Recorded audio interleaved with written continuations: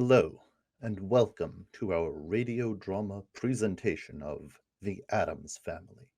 Please note that this is a live performance, and the cast has had no rehearsals together, so there may be occasional stumbles in the dialogue. We're expecting to have a lot of fun, and hope you will too. Now, please enjoy The Addams Family. On the steps of a large mansion, a group of carolers sing an endless and cloying round of Deck the Halls. They sing with self-righteous good cheer. As they pompously begin their umpteenth verse, the Addams family looks down from the roof of the mansion and pours a cauldron of boiling liquid onto them. Truly a festive evening. Bum, bum, bum, bum, bum, bum, bum, bum, bum, bum, bum, bum, bum, bum, bum, bum, bum. The next morning, an oversized cuckoo clock, shaped like the mansion, begins chiming. In one window, a little mechanical Gomez Addams bends a miniature Morticia back and plants a kiss between her clockwork décolletage. One, two, three mechanical kisses, counting toward 7 o'clock. In another window, a mechanical Pugsley hangs a mechanical Wednesday from a noose, pulling up and down, while a model of Granny cranks a fog machine on the roof, and a figurine of Lurch sweeps the front porch. As the clock finishes chiming, the actual disembodied hand, not a replica, climbs out from behind the clock, leaps to the floor, and scampers down the hall. Oh boy, here we go. Going down the hall, past the door, past those legs. Wait, too far. Go back, go back. Hey, Gomez, pulling out your pajama legs down here. Gomez stands in the doorway of a dusty, cobweb-filled bedroom adorned with mementos of a rapscallion's youth, a football pennant from Alcatraz, headless sports trophies, a school photo with students keeping as much distance from one of their classmates as possible, and various other knickknacks. Gomez lovingly and morosely surveys the room in his fez and pajamas. Think of it, Thing. For 25 years we've attempted to contact Fester in the great beyond, and for 25 years, nothing. I'm beginning to think my brother truly is lost. Ah, come on, you sad sack. The old man wouldn't want you wallowing. Gomez sighs and follows Thing down the hall. Elsewhere, Wednesday holds up a crossbow. Don't be a baby. I know what I'm doing. Pugsley is tied up with rope and has an apple in his mouth. Wednesday fires the crossbow. On the other side of the house, Gomez and Thing walk into another bedroom where Morticia sleeps on satin sheets. Look at her. I would die for her. I would kill for her.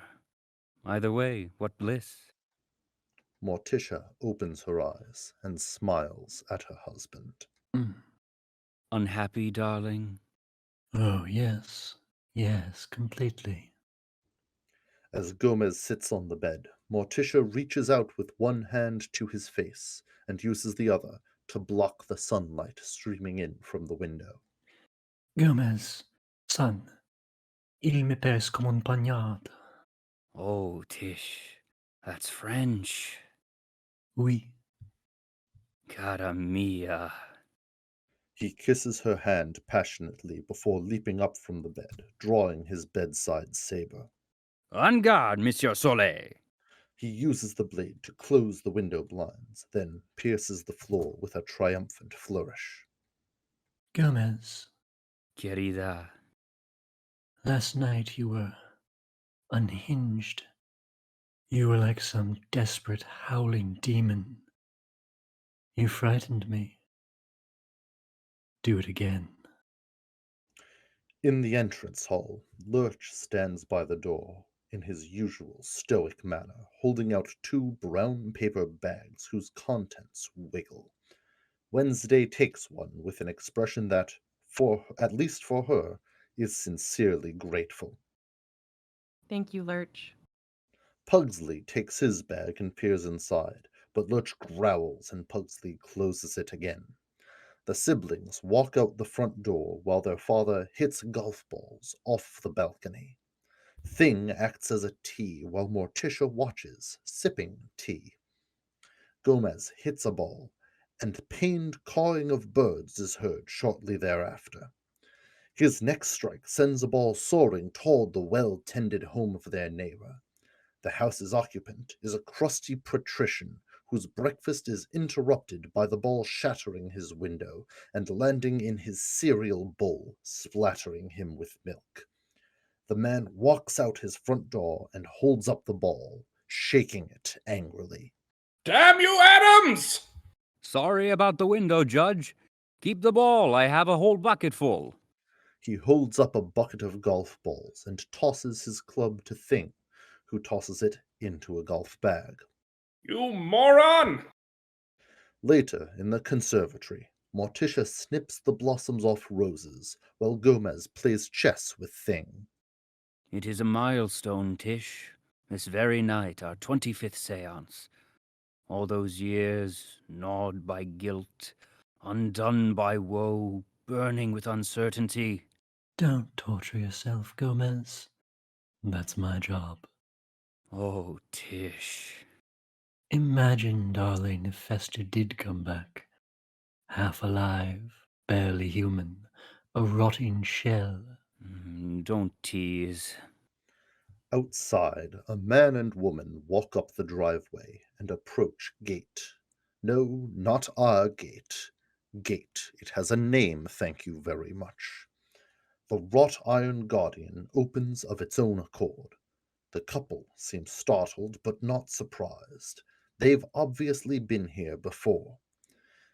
The man has a long, possibly once handsome face, and a bitter aura that is the mark of a middle age misspent. The woman has well-kept hair and exudes disappointment, not in herself, but in everything around her. The woman passes through Gate, but as the man goes by, Gate slams on him, catching the end of his coat. Stop it! I'm warning you! It's not a good day! In the conservatory,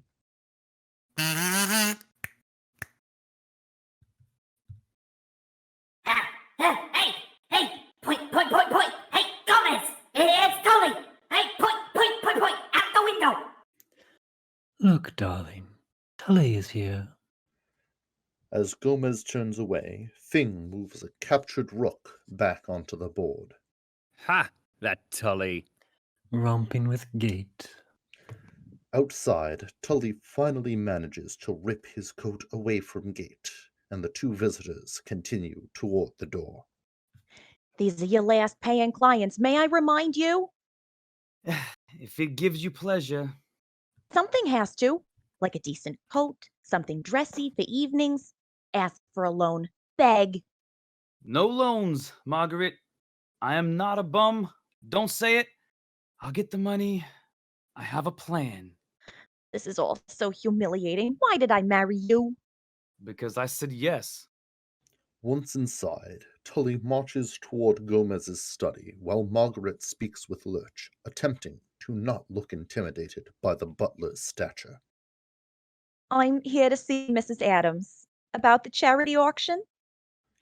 Tully walks over to a bare rug that growls and bites at his ankle. Oh! He flails until he finally manages to shake it off. As he looks up, he finds himself face to face with a large painting of a bald teenage boy with sunken Shit. eyes and a candle holder in hand. The flame of the candle flickers and flutters as if it were real. The plaque on the painting's frame reads, Fester Addams, 1947 through ? Tully regards the portrait a moment longer before continuing into the study and closing the sliding wood doors behind him. As he turns around, a saber slices through the air, embedding itself in the door an inch away from his head. Gomez stands on the other side of the room, with a frustrated expression and another saber in hand. Ah, missed. What's that? Huh? Gomez looks behind him, and Tully uses the opening to toss his briefcase at his client.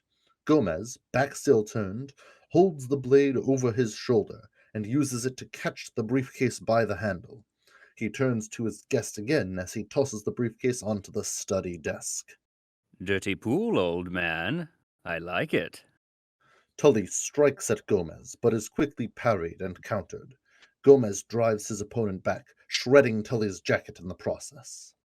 Had enough? Ha! They continue dueling. After Gomez ducks under one of Tully's swipes, he reaches for his breast pocket. Where's my pen? He quickly knocks the confused Tully's saber out of his hand. Never mind. I'll use yours. His blade finds the pen inside Tully's jacket pocket and flicks it high into the air. He tosses his sword up as well and does multiple backflips to his desk, landing gracefully in his chair before catching the pen in one hand and the sword in the other. Aha! First, the old business. At the same time, in the attic, Morticia and Granny rummage through crates covered in cobwebs. Margaret sits in a nearby chair, clearly uncomfortable. Charity auction? It's ridiculous. Perhaps it's in here. I don't think so. Lurch opens a large armoire and pulls out an overstuffed garment bag. Morticia inspects the label on it. Uncle Knick-Knack's winter wardrobe. She carefully passes the garment bag to Granny, who chucks it aside as Lurch pulls another one out. Uncle Knick-Knack's summer wardrobe. The second bag is similarly discarded, and a third is removed from the armoire. Uncle Knick-Knack? Margaret watches in horror as Granny throws the body bag to the floor. Back in the study, Gomez reads over a proposal. The Fester Addams Offshore Retirement Fund? What would it do? Tully, what would it do? Come on, tell him, what would it do? What wouldn't it do? Fester, all tribute to thee. Some called him inhumanly evil. No! Only our parents. I called him brother. And his memory must live on forever. Through money. I'm going to deposit the funds under my name for tax purposes. That's inspired. He would have wanted it that way. Oh, beloved Festa. Gomez picks up his sword again, and Tully's falls into his hand. He stares at it for a moment, unsure of where it came from. Gomez stands with a manic look in his eyes. Indeed. He jumps onto the desk, and Tully clumsily climbs up after him. For Fester. For Festa, a brother. My brother. One of a kind. The doctors all said. Kind to animals, so good with children. They never proved anything. $1 million is the perfect amount. It's brilliant. It's untraceable. But Tully, it's not old business. It's going to have to wait. You know the rules better than that. What? But this is different. It's in my name. Make an exception. Old business is old business and new business is new business. And this is new business and we don't discuss new business until... He climbs down from the desk and rifles through a day calendar, flipping through pages before landing at a distant date. Next quarter. Quarter? Next quarter? Tully lunges angrily at Gomez, who casually steps out of the way as Tully falls to the ground. Fine lunge, but your riposte? A tad rusty. Gomez tosses away his sword, and Thing, perched on a nearby shelf, plucks it from the air and resheaths it. Make yourself comfortable, old man, while I get the money for the monthly expenses. Tully lies on the floor and watches as Gomez steps into the adjacent den to the study and closes the door behind him. Tully crawls to the door, cracks it open, and sees Gomez standing in front of a wall of bookshelves. Gomez pulls at one of the books, and the lower half of the shelf and the one next to it rotate, revealing a secret passage. Gomez steps through the opening, and the wall stops moving after a partial rotation, replacing the den wall with identically stocked shelves. Tully gets to his feet and staggers toward the bookcase. Back upstairs, Thing stands on top of a tall shelf. Point. Hey, Thing indicates a jewel-encrusted cylinder of webbed gold with dragon heads on either side. The two heads have gaping jaws. There it is, just what we've been searching for. Thank you, Thing. Morticia picks up the treasure and carries it over to Margaret. My God, what is it? A finger trap from the Emperor of Court Wu. Court of Emperor Wu, either way. Court Wu, that was a good time. It must be worth a fortune. Oh, Morticia, this is too extravagant, even for the auction. She's right, let's keep it. Hush, Mama. It's for charity. Widows and orphans. We need more of them. Margaret. Enchanted by the object, Margaret isn't listening. She inserts her fingers into the trap, and they are instantly stuck. About the seance tonight. I wish you'd come. It's Gomez. I'm terribly worried about him. He won't eat. He can't sleep. He keeps coughing up blood. He coughs up blood? Well, not like he used to. Down in the den, Tully hears a lion's roar, followed by the crack of a whip on the other side of the bookshelf. Down, Kitty! The sound of moving chains and pulleys are heard for a few seconds before they fade away. Tully reaches for a book, approximately in the same place where Gomez unlocked the secret panel, but Tully's book simply comes off the shelf and nothing happens. He glares at the book, a copy of Gone with the Wind. When he opens the cover, a gust of wind is emitted from the book, blowing Tully's hair straight up and rippling his cheeks. He manages to close the book and looks up to see Lurch staring at him from the hall, a feather duster in his gigantic hands. A little while later, Gomez, wearing a green accountant's eye shade, weighs a handful of coins on an old-fashioned measuring scale, then tosses them into Tully's briefcase, which is filled with similar coins. There, the monthly expenses. Tully snaps the briefcase shut and hoists it from Gomez's desk. It is clearly very heavy.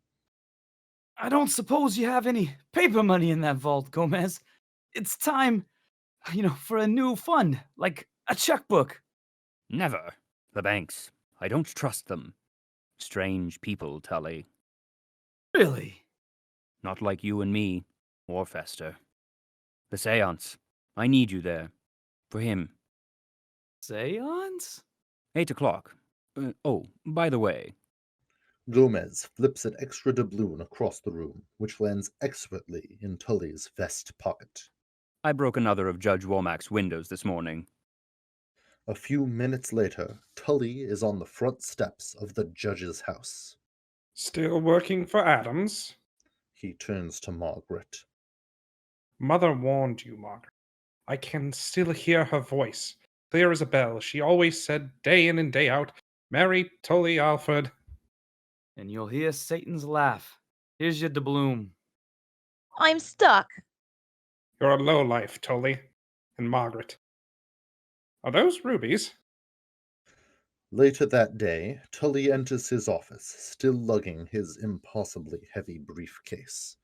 The offices were once quite elegant, but now the leather on the chairs is starting to crack, and a repainting is long overdue. Tully notices his secretary's desk is unoccupied. Miss Bradbury?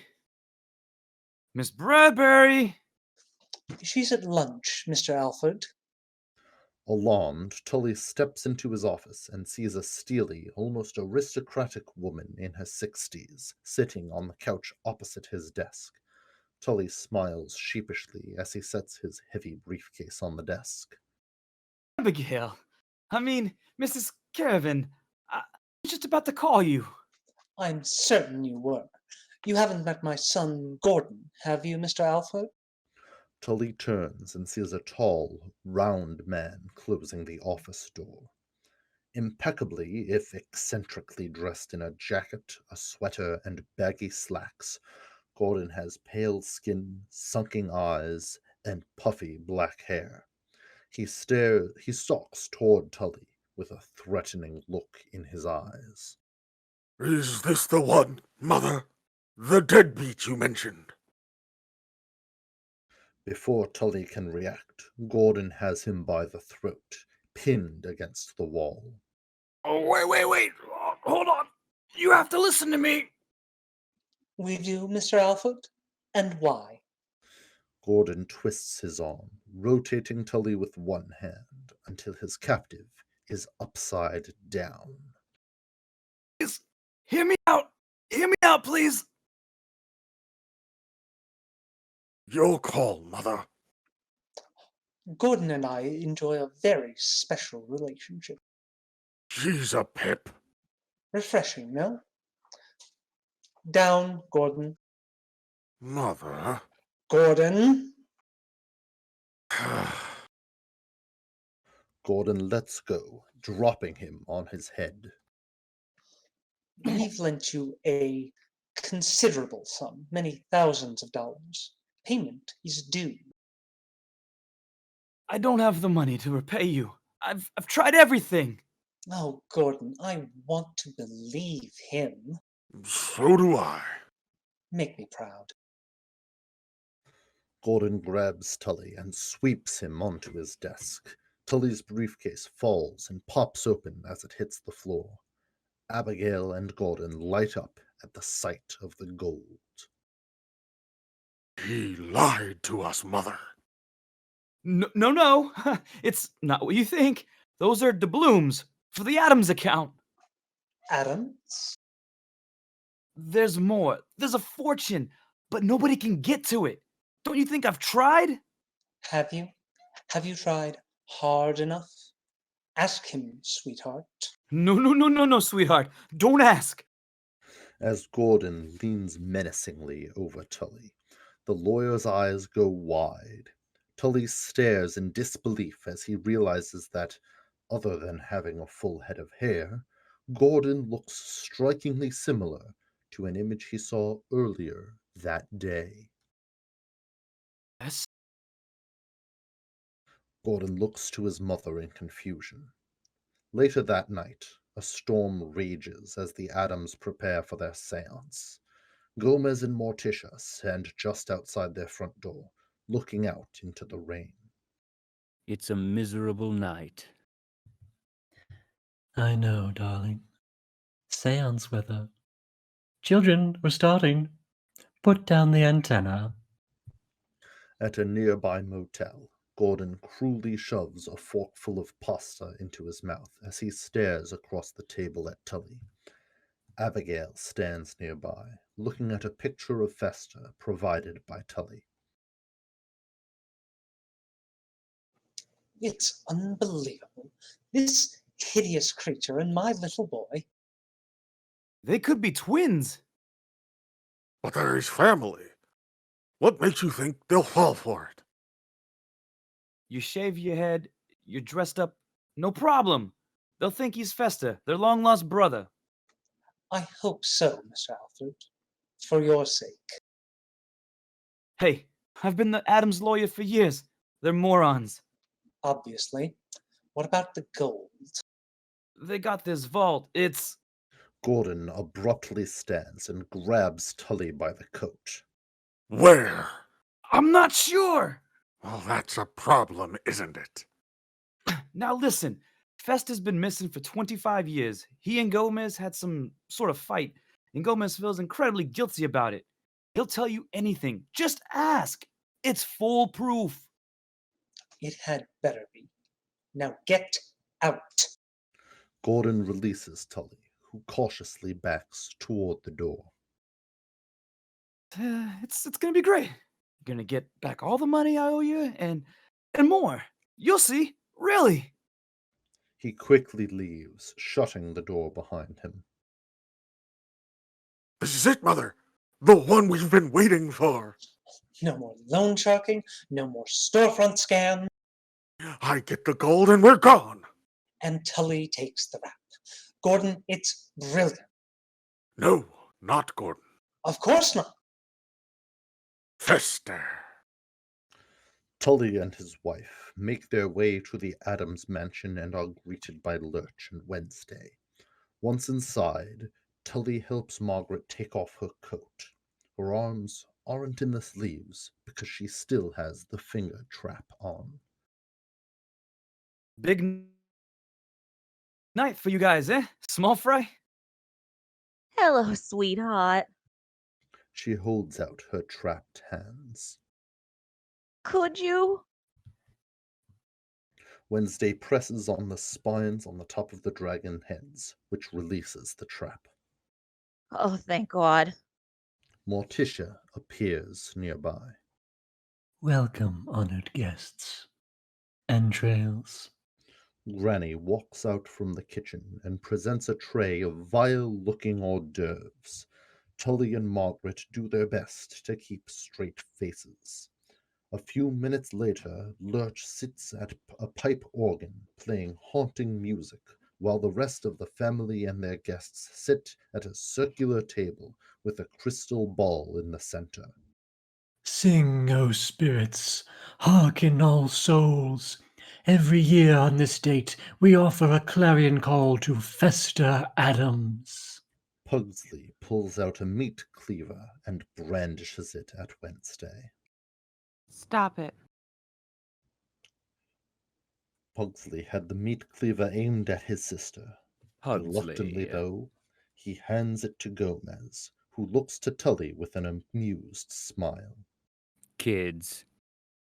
From generation to generation, our beacon to the beyond. All close eyes and join hands. They do. Granny takes a squeamish Margaret's hand. Oh, what a grip! Ow, my hand! Granny pulls away, leaving her quote-unquote hand behind, her sleeve apparently empty. Oh, my hand! She's got my hand! Margaret realizes she is holding a disembodied hand. She tries to shake Thing off, but the hand clings to her. Granny cackles while Gomez stifles his laughter. Margaret eventually flings Thing off. That was a good one. Excuse me. Hey, Pumpkin, sit down. Join the fun. Mama, you should know better. Thing, you're a handful. Wednesday. Let us ransom you from the power of the grave. Tonight, O death, let us be your plague. Mama. Fester Addams, siori curi ses, feherin nabi. Oh, I feel he's near. Fester Addams, gather your strength and knock 3 times. 3 booming knocks are heard at the door. Did you hear that? Ask again, Mama. Quickly. By all means. Ask. Fester Addams, I demand that you knock again. Lurch's steadily intensifying pipe organ music fills the air for a few seconds before 3 more loud knocks are heard, and Gomez springs to his feet. He's at the door! Thing scuttles through the house faster than he has ever scuttled before. No way. No way. Don't get your hopes up, Thing. We've been down this road before. Turn. But he knocked when they said to knock. It could really be him this time. Turn! Oh, come on, baby. Let this be the night. Fester, you miserable, monstrous lump, you better not be teasing us again. Turn out! Ah! Ran into the door. Door! Thing leaps up, grabs the door handle, and pulls the door open to reveal Gordon, head shaved and dressed in dark clothing. The resemblance is uncanny. Gomez reaches the front door and stares at the man on his doorstep. Could it be? Is that him? Is it possible? Oh my god. Gomez slowly grins. Fester. Gomez. Gomez smothers Gordon, or Fester. Gordon disguised as, I'm just going to go with Fester, it will make my job easier. Gomez smothers Fester in an embrace. Abigail steps forward, wearing a plain, dowdy suit. Good evening. I am Dr. Pinderschloss. A short while later, everyone is gathered in the living room. Fester stands stoically by the fireplace, steam rising off his wet greatclothes, while Dr. Pinderschloss and the others sit on couches and chairs. He was found in Miami, tangled in a tuna net. It was just last month, during the Hurricane Helga. The sky, it was pitch as black. The waves, they were veils of doom. Can you imagine? They dragged him from the ocean, from the very jaws of oblivion. And I'm telling you, there are tests, so many tests, a complete psychological profile. At long last, the Florida Department of Fish and the Game, they saw, and lo and behold, oh my, go tell it on the mountain, he is your brother. Gomez leans into Morticia's shoulder, sobbing happily. Boom! They give him to me at Human Services, and I am bringing him after all these years, after who knows what heartache, after the naked and the dead, I am bringing him home to you. That's preposterous. Isn't that the most ridiculous thing you've ever heard? Tully, your wife is talking to you. Margaret? It's ridiculous, just ridiculous. Blossom? It certainly is. And now you're back. Gomez stands and puts his arm around Fester's shoulder. Yes, back! Back to share your joys, back to share your sorrows. Hey, everything! Well, I just don't know. Darling, how does this finger trap work again? Ugh, an infant would understand. Margaret, disgusted with Tully, demonstrates the finger trap. Her fingers are instantly stuck again. Fester Addams, home at long last. Well, at least for a week. A week? Don't be ridiculous. You're home. Sorry, but I have to get back. I've got a lot of things cooking in the Bermuda Triangle. Oh, Gomez. The Bermuda Triangle. Gomez moves to Morticia and begins kissing her hand passionately. Devil's Island. The Black Hole of Calcutta. Excuse us, everyone. Second honeymoon. A few feet away, Pugsley disintegrates the lock of Fester's steamer trunk with acid from an eyedropper. Dr. Pinderschloss, will you be staying too? No, I really must be going.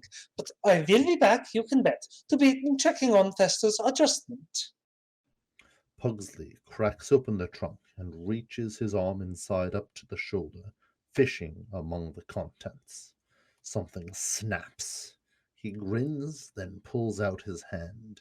His fingers are crushed in a rusty bear trap. Cool. Wednesday regards Fester suspiciously.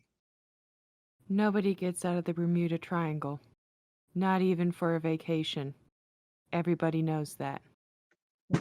Oh, my little one, there is so much you do not understand. The human spirit, it is a hard thing to kill. Even with poison.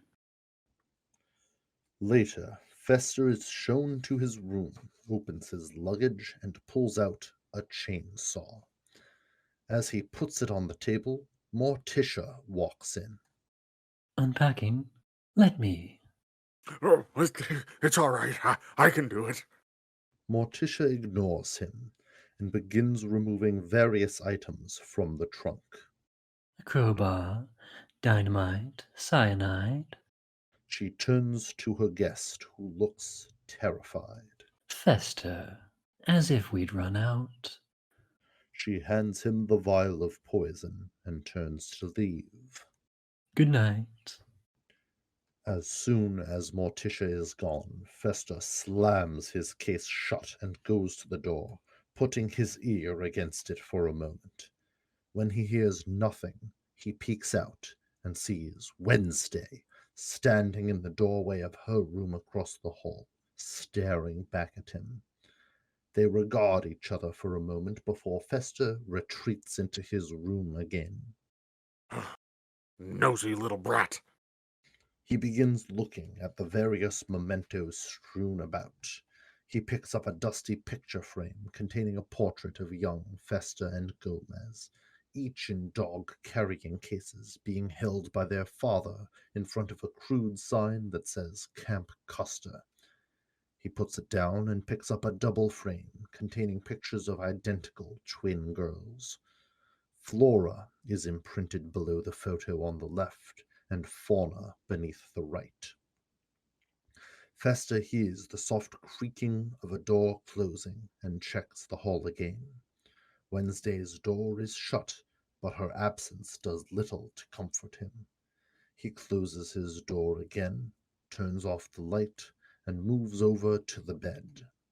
He flops down on it, and a great cloud of dust is released as he sinks into the mattress, which looks like it is going to eat him alive.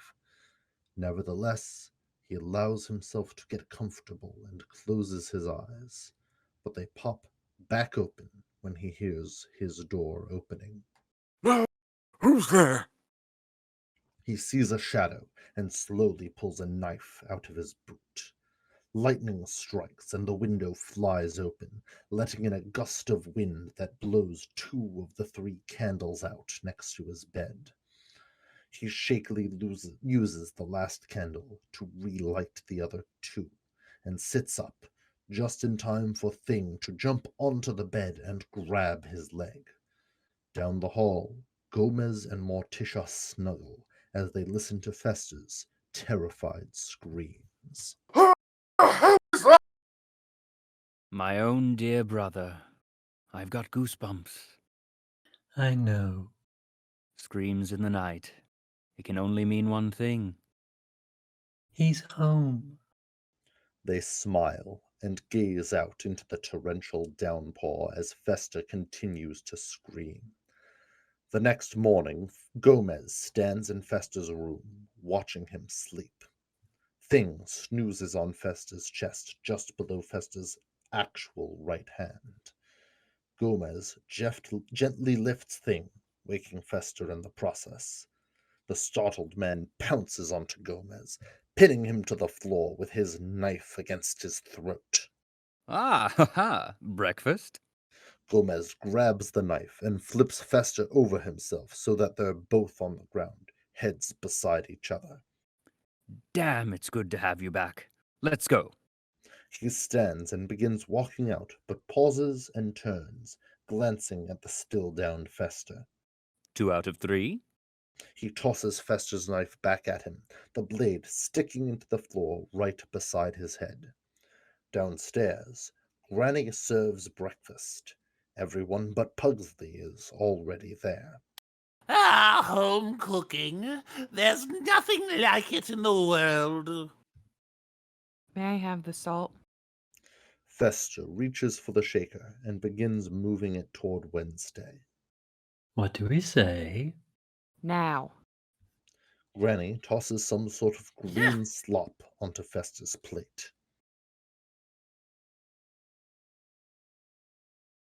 What is this? Mama's spécialité de la maison. Oh, Tish. Start with the eyes. Did you sleep well, Fester?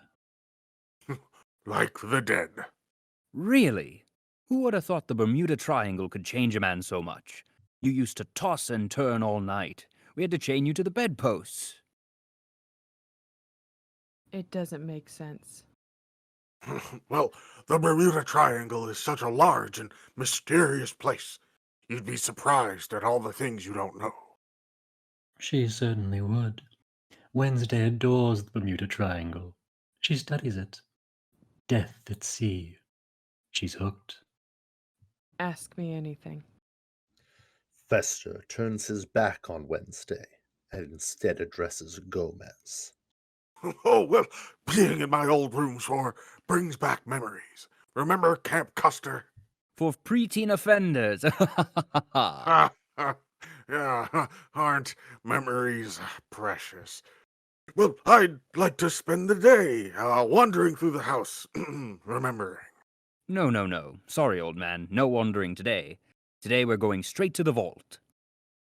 Pugsley runs into the room, dragging a freshly stolen stop sign still on its pole. Gomez holds up a finger, shushing everyone. The sounds of screeching car wheels, honking horns, and a collision are heard. Bravo, Pugsley!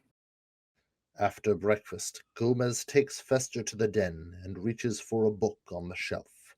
Fester reads the title with him. Greed. They laugh gleefully as the bookcase swings open and they walk into the secret passage. I feel like we're children again. They reach a small, circular room with dozens of rusty chains hanging overhead. Gomez grabs one of the chains and slaps Fester on the shoulder. Tag, you're it. He pulls the chain and the floor falls out from under them, sending them down a slide. Playmate, come on and play with me, and bring your dollies 3. Climb up my apple tree, look down my rain barrel, slide down my cellar door, and we'll be jolly friends forevermore.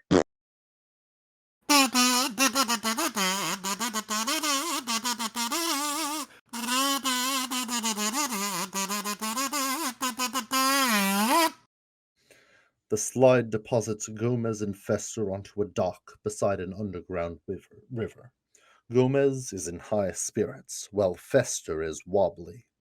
Smell that air, Fester, and no, we still have no idea where that music comes from.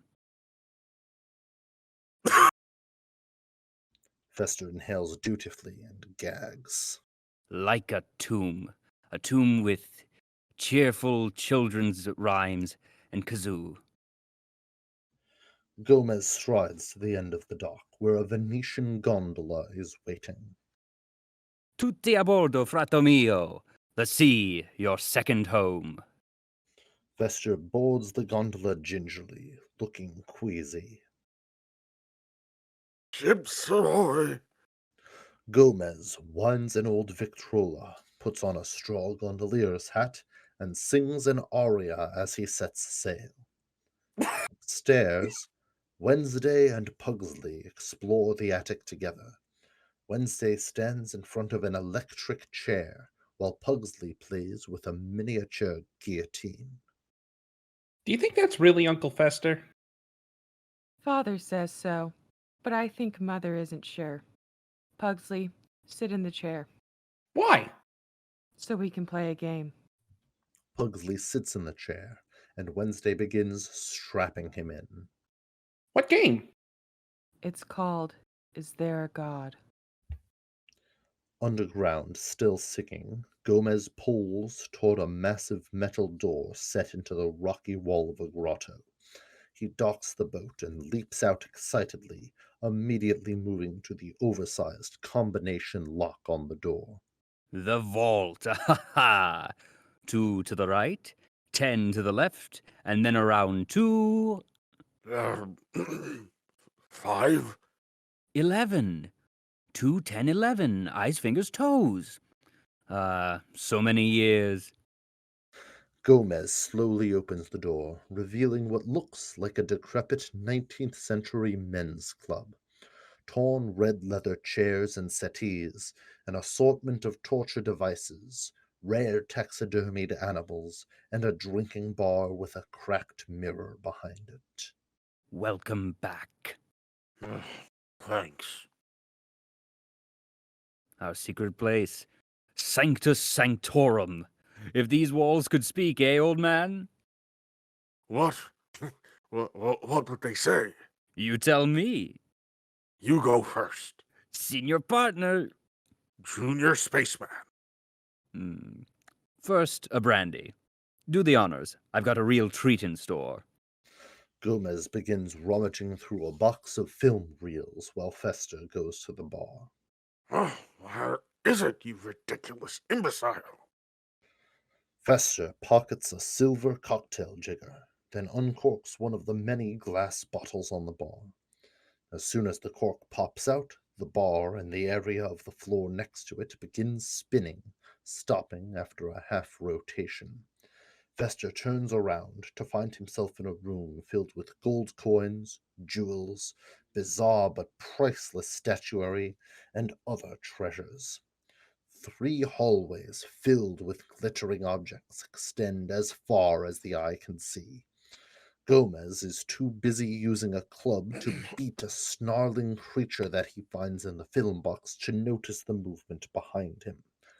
Fester stares at the treasure, slack-jawed, but before he can grab anything, the bar rotates again, returning him to the main sanctum. Gomez turns around just as Fester returns, triumphantly holding up a reel.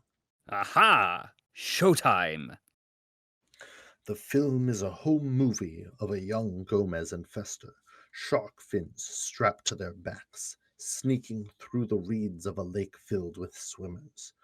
The film jump cuts to Fester holding a crate of dynamite in front of another part of the lake, with a fishing boat in the background.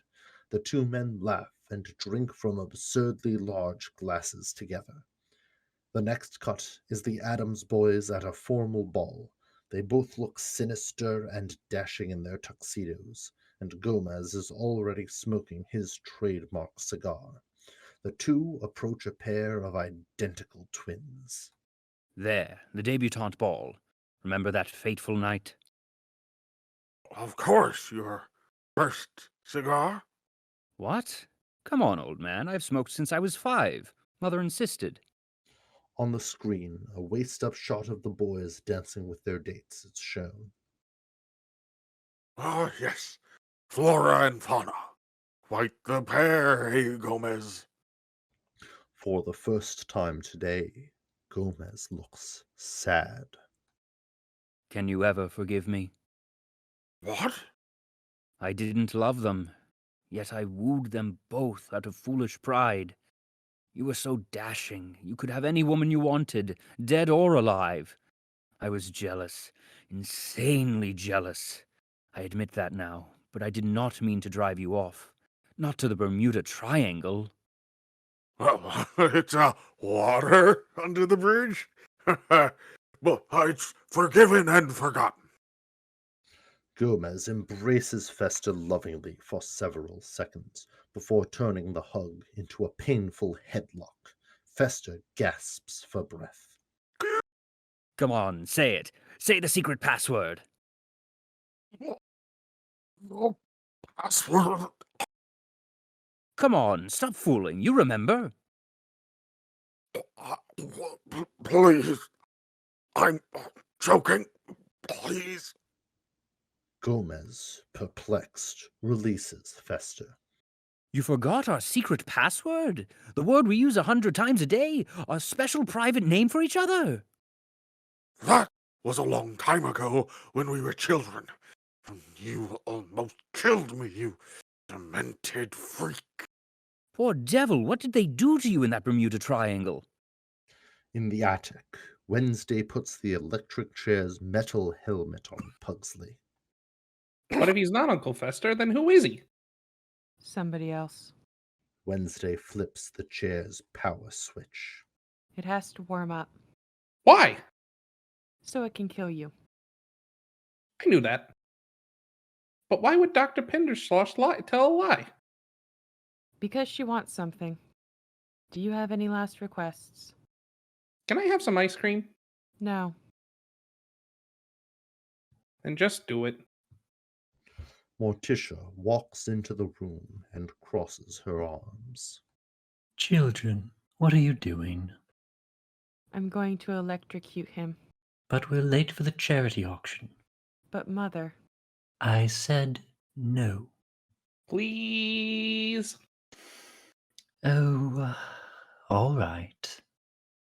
Wednesday gives a rare smile as she flips another switch, and the room is illuminated by electricity.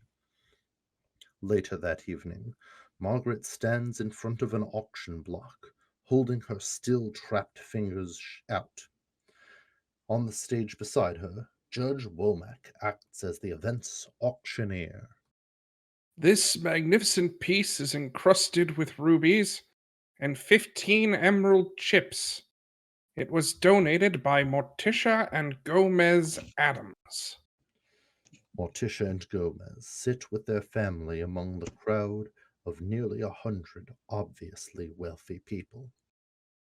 This year, over half our proceeds will benefit the elderly and the mentally disabled. I'll open the bidding at $5,000. Ha! Not enough. 20,000. What are they doing? I have 20. 25. He turns to Morticia with a romantic gaze. Cara mia. 25. 30. Mon sauvage. 35. Eres divina. 50. I have $50,000. Your turn, my ecstasy. Instead of responding, Gomez feverishly kisses Morticia's hand and begins working his way up her arm. $50,000 going once, 50,000 going twice. Sold!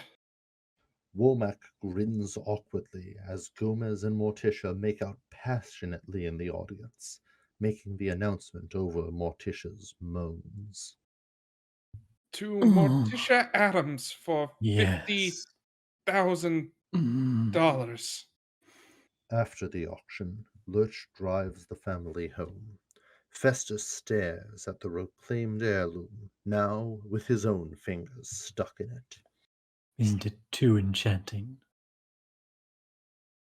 How do you take it off? Morticia and Gomez share a look. There's a trick to it. She releases the trap. Of course. Gomez furrows his eyebrows and frowns slightly. After they return home, Gomez goes to a room filled with an elaborate model train layout and begins operating the locomotive at high speeds through the remains of a strip-mined mountain terrace. Thing paces back and forth beside Gomez. How do you take it off? That's absurd. That finger trap was a party favor at his 10th birthday. In Pugsley's room, Morticia sits with her children on the bed, a photo album in her lap. Wednesday and Pugsley, in pajamas, sit beside her, looking at the album. She looks up with concern as the sound of a steam whistle echoes through the house. Oh no. Father's playing with his trains? In the other room, Gomez continues ranting to Thing. He wore that finger trap for 2 years. Mother had to teach him how to eat with his feet, and the combination, and the password, and my cigar, and he slept so well. And he wouldn't pull my finger. Thing slams his fist on the table while Gomez activates a second train. He's using the diesel. the covered bridge. Dead Man's Curve. Meanwhile, Festa enters the secret passage and nervously considers the countless hanging metal chains. He yanks one, and the chain yanks back, pulling him upward. His screams cannot be heard over the chugging, whistling cacophony. From inside one of the trains, a tiny passenger looks out to see Gomez laughing hysterically. It's all about Uncle Fester, isn't it? Only Morticia sees Fester being sent through the floor-to-ceiling water tank in the corner of the room. Spirits above, give me a sign. Shall I be joyous, or shall I be damned? The trains collide and explode, sending tremors throughout the mansion. Outside, a soaked Fester is ejected from a chute on the side of the house labeled Pugsley. He groggily looks up to see Morticia standing above him. Sleepless night? Fester gurgles up water, but says nothing. Walk with me, Fester. She turns and glides away. Fester has no choice but to follow. Morticia leads Fester into the cemetery beside the mansion. They follow a path that winds among elaborate tombstones and statues. Morticia points out various monuments, each with stone representations of the honoree. Aunt Laborgia, executed by a firing squad. Cousin Fledge, torn limb from limb by 4 wild horses. And darling Uncle Aymar, buried alive. Psychopaths, fiends, mad dog killers. Roots, Fester. Pioneers, lest we forget. Among the statuary is a vulture, posed with the dignity of an eagle. Your beloved Muerto. After you left, he was simply a different vulture. He wouldn't circle, he wouldn't peck. That's how much you mean to this family. They reach a mausoleum with a sculpture of a couple standing in a chariot pulled by majestic horses, like deities driving their steeds into the underworld. Mother and Father Addams. How I wish the children could have known them better. But tell that to an angry mob. She looks to the family crest on the side of the tomb, a regal shield with a banner underneath containing Latin words. And our credo, sic gaudiamus alios subjectados nunc. We gladly feast on those who would subdue us. Not just pretty words. As an Addams, you understand completely, don't you? She calmly turns to Fester, who barely maintains his composure. St. Addams. Yes, I do. Good night, Fester. Rest in peace. Morticia returns to the house, leaving Fester alone among the graves. The next morning, Fester speaks quietly into the phone, his eyes darting to make sure no one overhears. They're on to me, Mother. I'm almost sure. Of course I've tried. I still can't find it. You've got to get over here. Wednesday is bound and gagged on a chair nearby. Pugsley runs up to Fester with 2 bottles of poison. He turns around and considers them. Arsenic, cyanide, arsenic.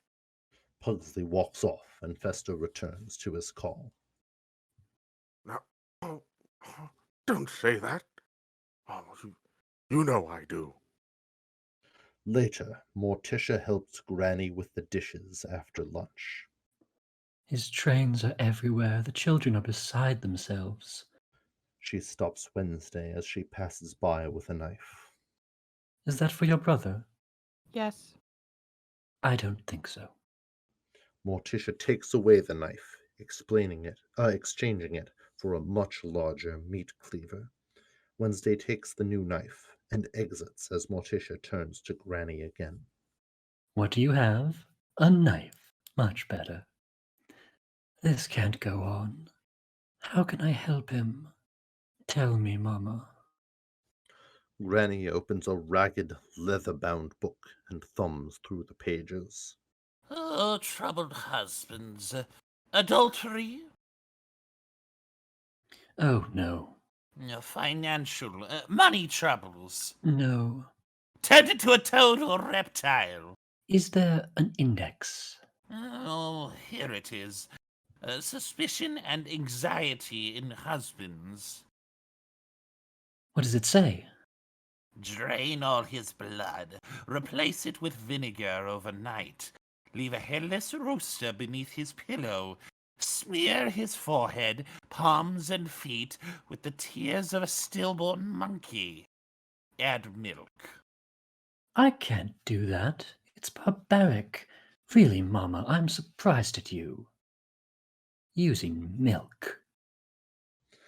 Upstairs, Festa sits on his bed, visibly upset.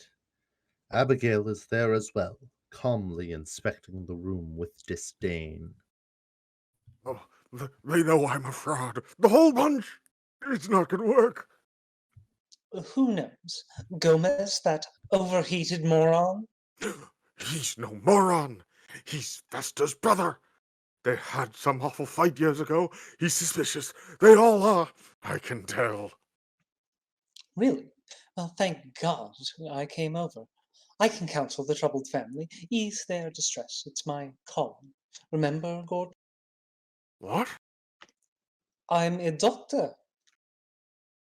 A few minutes later, Gomez and Morticia meet with Abigail in the living room.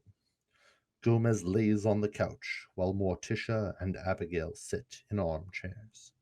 Festa stands outside the room, holding his ear against the closed living room doors. Why don't you speak to Fester, darling? He's right outside the door. I would speak with Fester. Gomez gets up and stalks toward the door, talking louder and louder. If that were Fester, but that's not. That's an impostor, an impostore.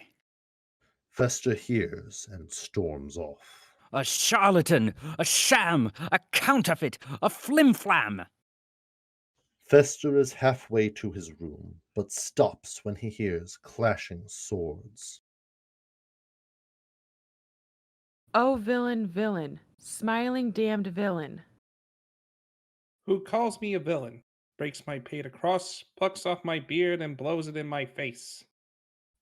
If I must strike you dead, I will. Festa gets a genuine gleam in his eye. Bloodshed. He looks down into the front hall, where Wednesday and Pugsley are dueling, but it's obvious that there's none of their usual murderous intent behind their motions.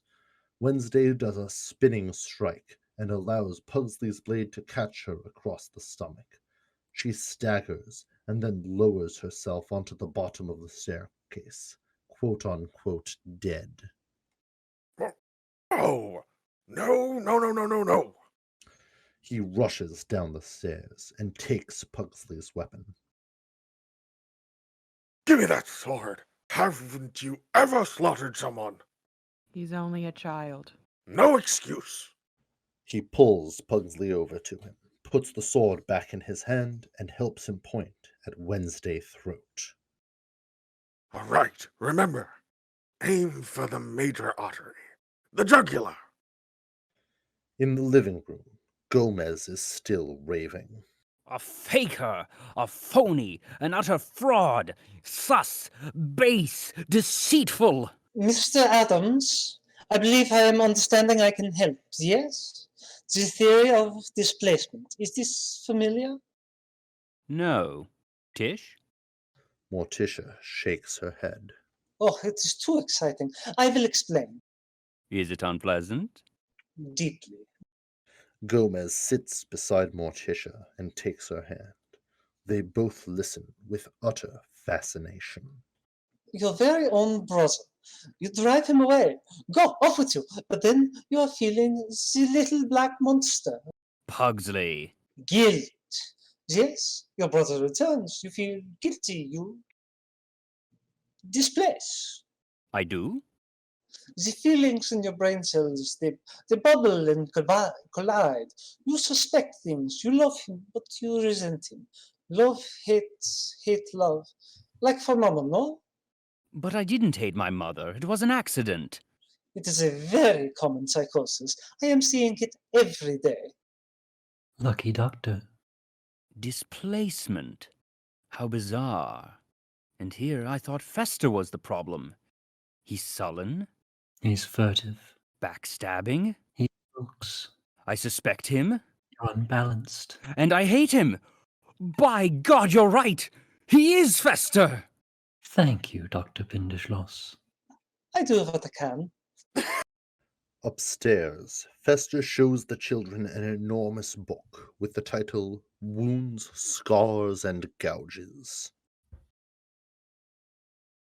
You see, children, there's lots to learn. Gangrene. Uncle Fester, how do you know so much? Oh, I've been around and picked things up. In the Bermuda Triangle. Ha! Look, children, a new chapter. Gab. Gabs. Outside, an explosion in the front yard sends dirt and debris flying. As the smoke clears, Fester, Wednesday, and Pugsley peer out of a trench. Remember, 3 parts dynamite with a nitroglycerin cap. It's perfect for small homes, carports, and tool sheds. Abigail watches coldly from Fester's room, and when he returns with a giddy expression a while later, she is still there, waiting for him. Mother! Everyone will be at the children's play tonight, correct?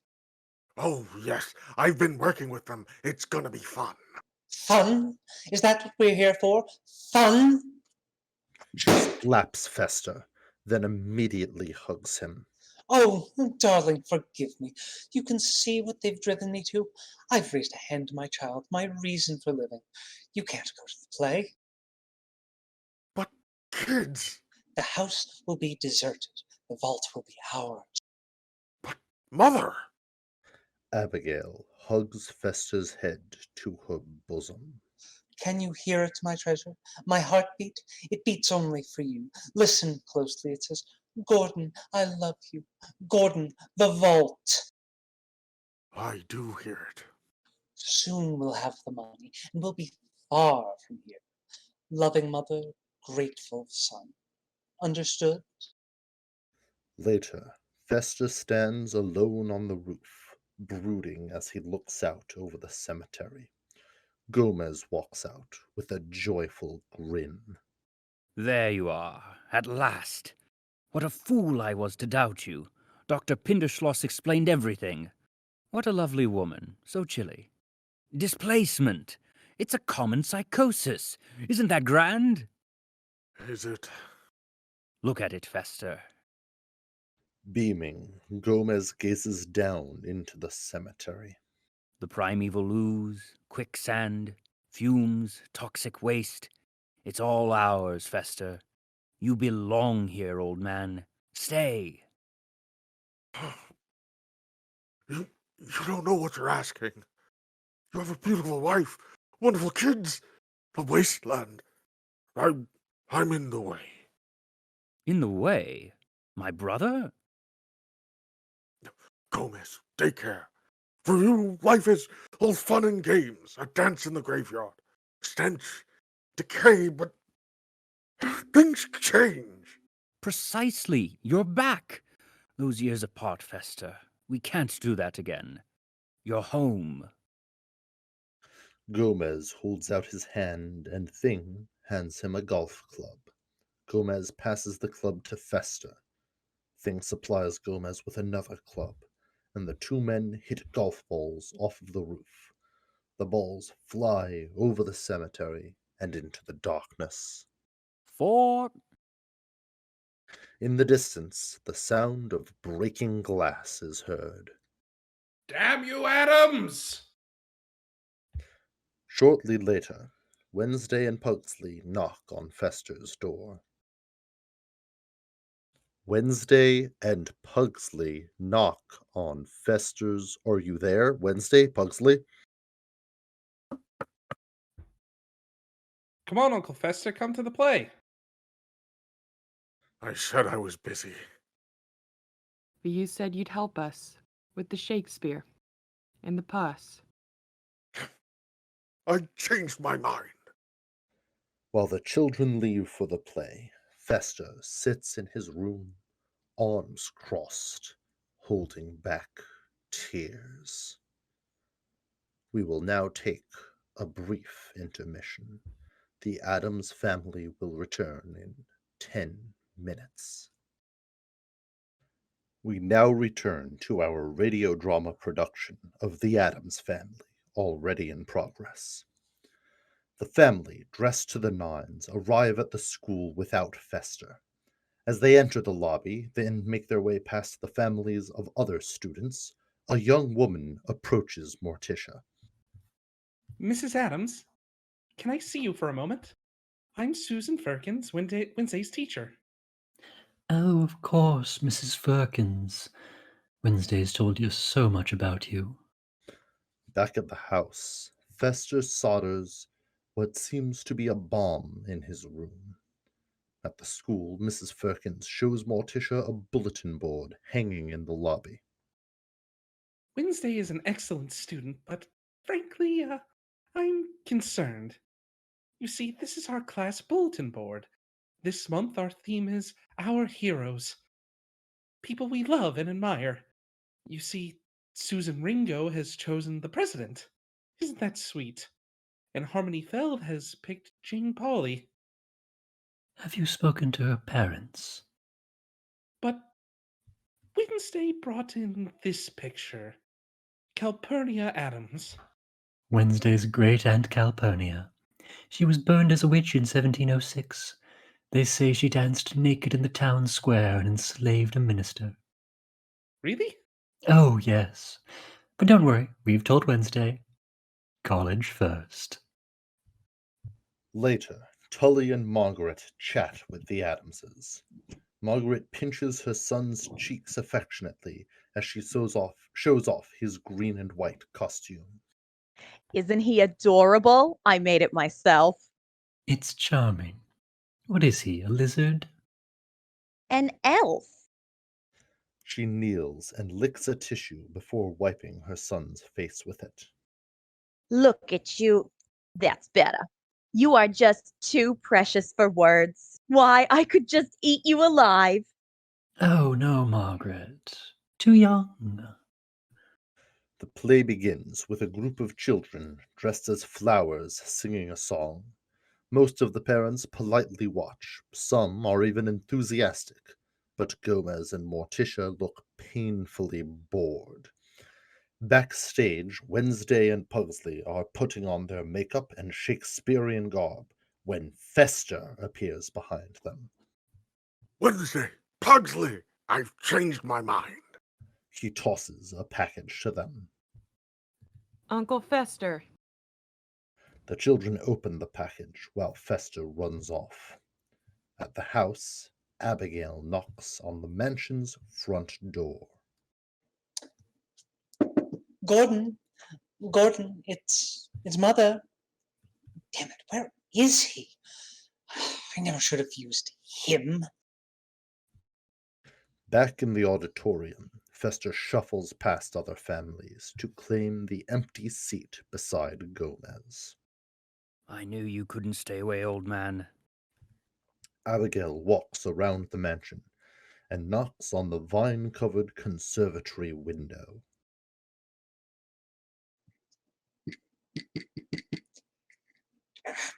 Damn it, Gordon! Gordon, are you there? Gordon! Vines snake around her ankles and begin dragging her away. Ah! Oh my! Ah! It's Pugsley and Wednesday's turn on stage. Dressed in their elaborate costumes, they arrive at the climax of their scene from Hamlet, showing considerably better acting skills than they did earlier. How do all occasions do inform against me and spur my doleful revenge? Oh, from this time forth, my thoughts be bloody, or be nothing worth. If I must strike you dead, I will. Pugsley lands the first blow, slashing Wednesday's arm.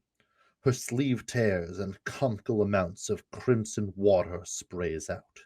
Several people in the audience yelp in surprise. Their A hit. family watches with delight. A hit. A very palpable hit. Wednesday swipes at Pugsley's arm, severing it above the elbow. The limb falls to the stage floor with a metallic clang, and blood pours from the, quote, wound. Unbothered, Pugsley slashes at Wednesday's jugular, and she makes horrible, gurgling noises as she faces the audience. Tully, Margaret, and others in the front row are soaked with fake blood. O proud death! What feast is toward in thine eternal cell? Sweet oblivion, open your arms. Wednesday makes choking noises and soaks the audience with more blood before falling over. The crowd dead. The audience sits perfectly still, jaws agape. The silence is interrupted when the Addamses give their children a standing ovation. Bravo! Bravo! Bravo! That night, Fester tells Wednesday a bedtime story. There were sailors and pirates and an airplane full of tourists from Miami Beach, all lost in the triangle. Uncle Fester, will you take me there someday? It's a promise. Good night, Wednesday. Good night. You were terrific. He kisses her on the forehead. She holds out her headless doll, and Fester kisses its empty neck. Wednesday then holds out the doll's severed head, and Fester kisses that, too. In the cemetery, Morticia and Gomez look up at the moon together. A theatrical triumph. It's like a dream. When we first met, it was an evening much like this. Magic in the air. A boy. A girl. An open grave. It was my first funeral. You were so beautiful, pale and mysterious. No one even looked at the corpse. Your cousin, Balthazar. You were still a suspect. I couldn't stop staring at you all during the eulogy. Your eyes, your mustache, your laugh. You bewitched me. I proposed that very night. Just think, someday we'll be buried here, side by side, 6 feet under, in matching coffins, our lifeless bodies rotting together for all eternity. Cara mia. Mon sauvage. They kiss in the moonlight, becoming increasingly passionate as the statues around them watch. The next morning, Lurch is tending to the plants in the conservatory when he finds a large bundle of vines in the corner. Hey, Bigfoot! Lurch inspects the bundle and sees a pair of eyes peering through the vines at him. Don't stare, just get me out! In the kitchen, Fester eats breakfast with the rest of the family. Uncle Fester, did you like the blood? I was so proud. Weren't we all? Wednesday, play with your food. Wednesday pokes at the purple mush on her plate, and a blob within it moves around, actively avoiding her fork. On the other side of the kitchen, Granny screams. Mama? Who put this in here? Granny pulls a skeletal shin and foot out from one of the serving dishes. Pugsley and Fester exchange a conspiratorial glance and giggle. That's for company. Rascals. Abigail enters, peeling off bits of the vines that have encased her. The others don't see the look of panic in Fester's eyes. Doctor, you were so right. What an evening. Fester fit right in. The displacement is over. Well, isn't that nice? Does he really have to go? Yes, he does. Well, if he insists upon leaving, we shall mark the occasion. Tish, We've planned a farewell party. we've invited the entire clan. Well, what a lovely gesture. We're a family once again, and we owe it all to you, Dr. Pinderschloss. Please. Greta. Greta. Fester. Walk me out. Fester hastily follows Greta out of the house and down the driveway. I'm fine, Mother. I'm completely in control. They're not your family, Gordon. I am. They don't love you. I do. They're evil and corrupt and degraded. I can give you that. I'm fine, really. We'll see. They reach gate. Open up! Even gate is intimidated and swings open. That evening, the entire family walks toward a pair of elaborately carved oaken double doors on the far side of the entry hall. They each carry a lit candelabra, approaching the doors in a stately procession. They pass through the doors and into a gigantic ballroom. Moonlight streams in through the floor-to-ceiling windows, and an ornate chandelier hangs from the lofty, domed ceiling. All around the room, furniture and banquet tables are covered in Funtershrouds. Funtershrouds? Dust cloths. Fester gravitates toward the center of the room, overwhelmed by the grandeur. Party.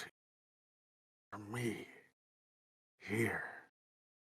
By the way, narrator, that was a typo. It's funeral shrouds. Funtershrouds I don't think actually exist. I do love just hearing that lovely, creepy voice always emanating from our walls. It's part of the charm of the mansion, don't you think? Oh, they do a Tish. really good job. Indeed. Tish, how long has it been since we've waltzed? Oh, Gomez. Hours. Stop breaking the fourth wall, Gomez. Now begin dancing without music. As the two of them move about the room, Morticia begins pulling the shrouds off of the furniture, and the next night the hall is filled with people and music, played by a small chamber orchestra, with the unusual addition of someone playing a snake like a saxophone. Gomez and Morticia, now resplendent in their party clothes, waltz from one end of the room to the other, passing by the many attendees as they go. Lurch stands at the front door and smiles as he sees a small, bubble-topped car pull up. Once the tiny vehicle has parked, he flips open the car's hatch top, revealing a hairball in a bowler hat, who gleeps and squeaks in a language the giant has no trouble understanding. He escorts the newest guest into the ballroom, and Gomez immediately notices the arrival. It, old man.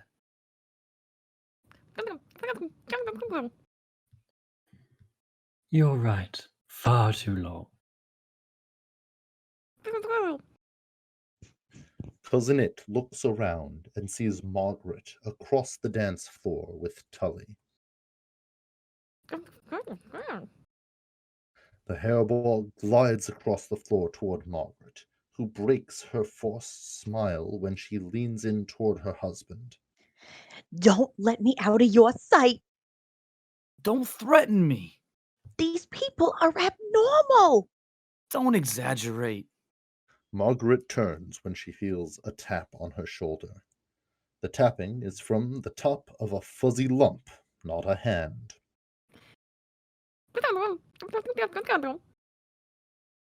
Oh, by all means. They're clients, Margaret. Tully, who is either apparently familiar with Cousinet or somehow fluent in squeakish, is simply so desensitized to the quirkiness of the Addams clan that its appearance doesn't faze him. He shoves his wife into the non-existent arms of the hair blob.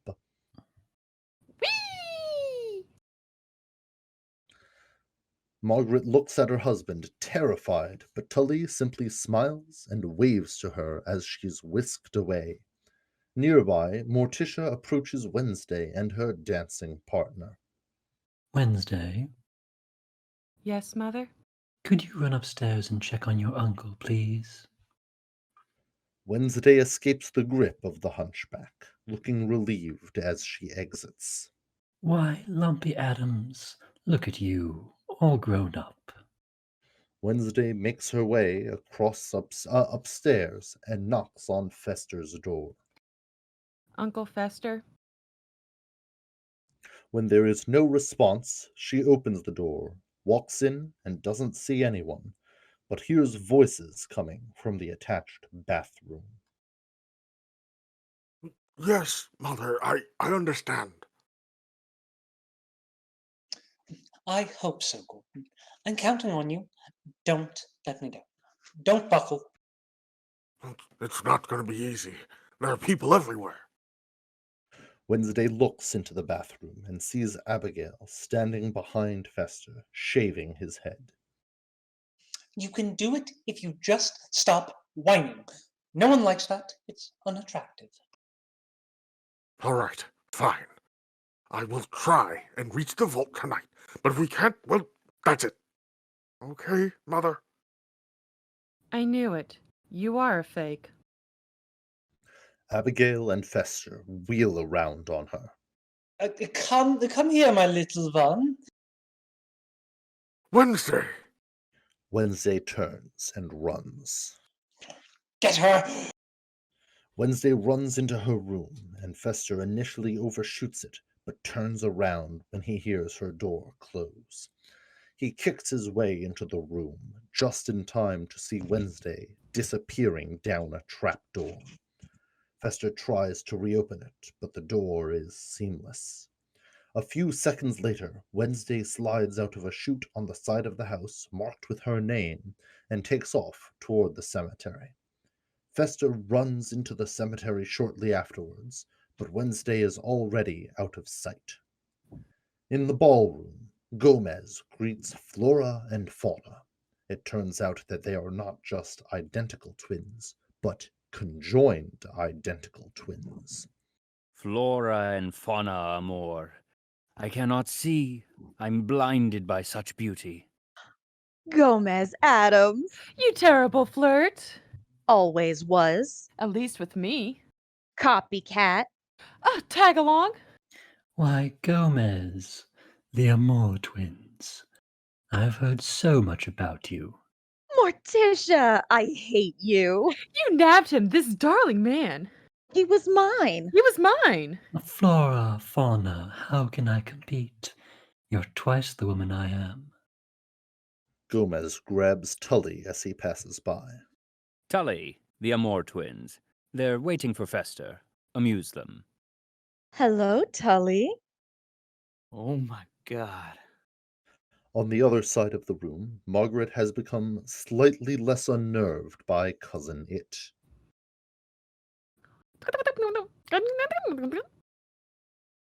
Tully sits with the twins at a candlelit table, now giving them his full attention. You mean you don't know? Oh, it's too intriguing. Now that Fester's back, he's the king of the castle again, isn't he? Fester's the older brother, so he gets it all. The house, the money, you name it. Fester's still single, isn't he? Are you, Mr. Alford? Why, Fauna, I'm Fauna. I'm Flora. I'm flattered. Excuse me, ladies. Tully stands and walks away. Upstairs, Abigail watches as Fester pulls himself into his bedroom through the window. I can't find her anywhere. Let's just leave out the back.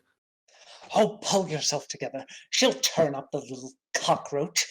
Now get to the party or they'll suspect something. I'll be down soon. Yes, Mother.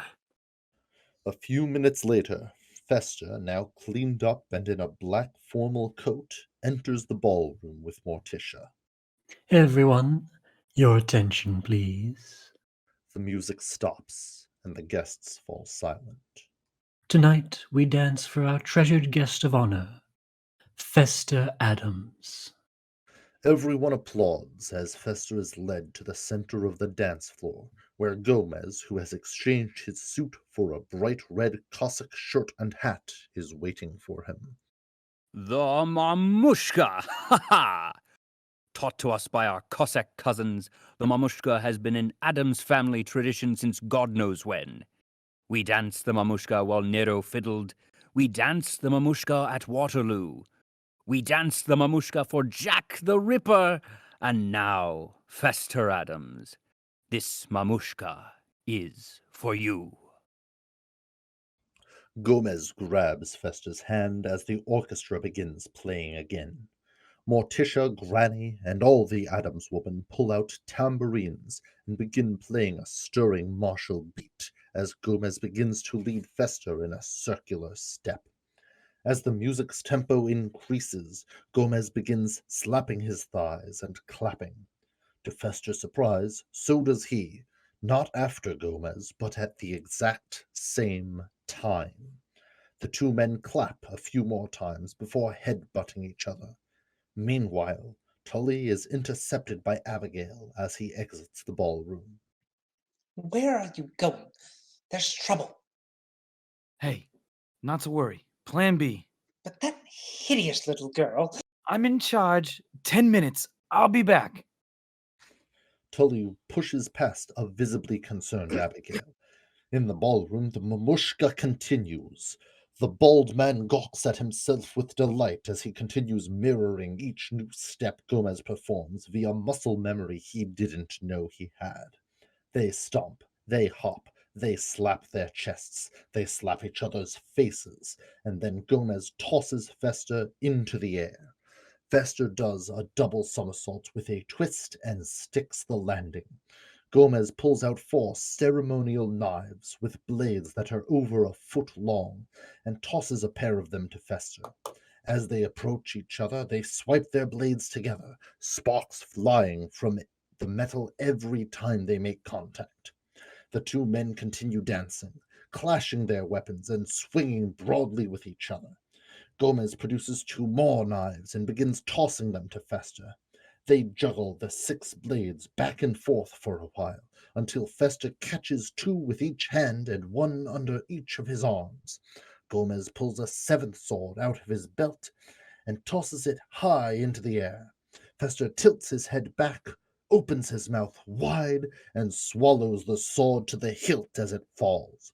Gomez pops up beside Fester and begins singing. Mamushka, mamushka, he tugged with one mushka, and hey, and hey, and hey, and hey, and hey, and hey, and hey, and hey, and hey, and hey, and hey, and hey, and hey, and hey, and hey, and hey, and wait! I swear by Mommy and Addams, this detestable Fester's the act. Fester Addams! He pulls the knife out of Fester's throat. So, hey, Hey, let's dance the dance, dance of of brotherly love. love. Mamushka! Kamushka! The crowd's applause and cheering can be heard all the way from Judge Womack's house. The furious magistrate stands on his front porch with Tully. What the hell's going on over there? How would you like to be rid of the Addamses for good? I'm serious. What can I do for you? You are gonna love this. Back at the mansion, Margaret and Cousin It stand on a small balcony outside the ballroom. We've been married for almost 20 years. Sometimes it seems like more. Well, people grow, people change.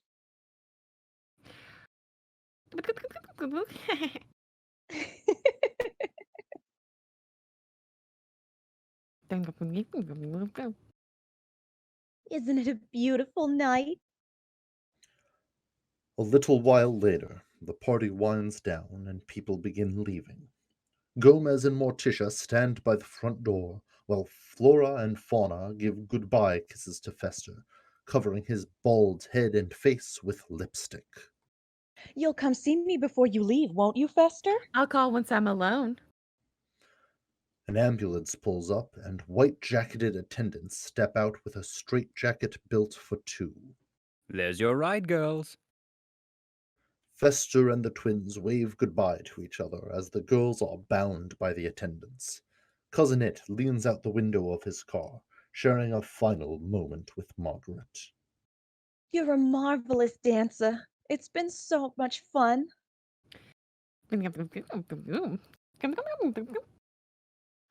I can't. We mustn't.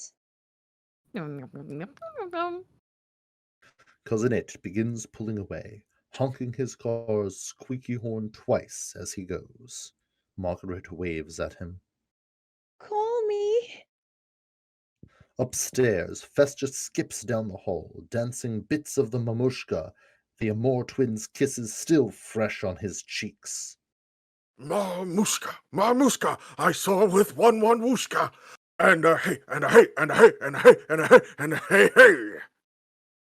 He dances into the room and sees Abigail sitting on the bed, looking at him with a startled expression. He ignores this and starts dancing with her.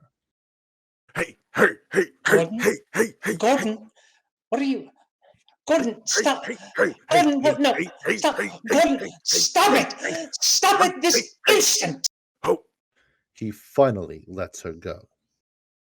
Is that lipstick all over your face? from the twins, the beauteous Amor twins. The twins? Gordon, I don't understand this. Let me get this clear. Have you been having a good time? Yes, I have. It was marvelous. I sang up a storm, and I danced until I dropped the mamushka. He resumes dancing. The mamushka, and a hey, and a hey, and a hey, and a hey, and a hey, and a hey. Abigail sits on the bed and turns away from him. Hey, Mother? Mother? Mother? Who is that? I don't think I recall. Oh, Mother, please. I'm just fine. I'm dandy. Don't concern yourself about me, Gordon. Please, return to your depraved orgy. Sometimes I think you're not even my son. Oh, Mother, don't say that. I'm just your mother. You only owe me your entire existence on this planet.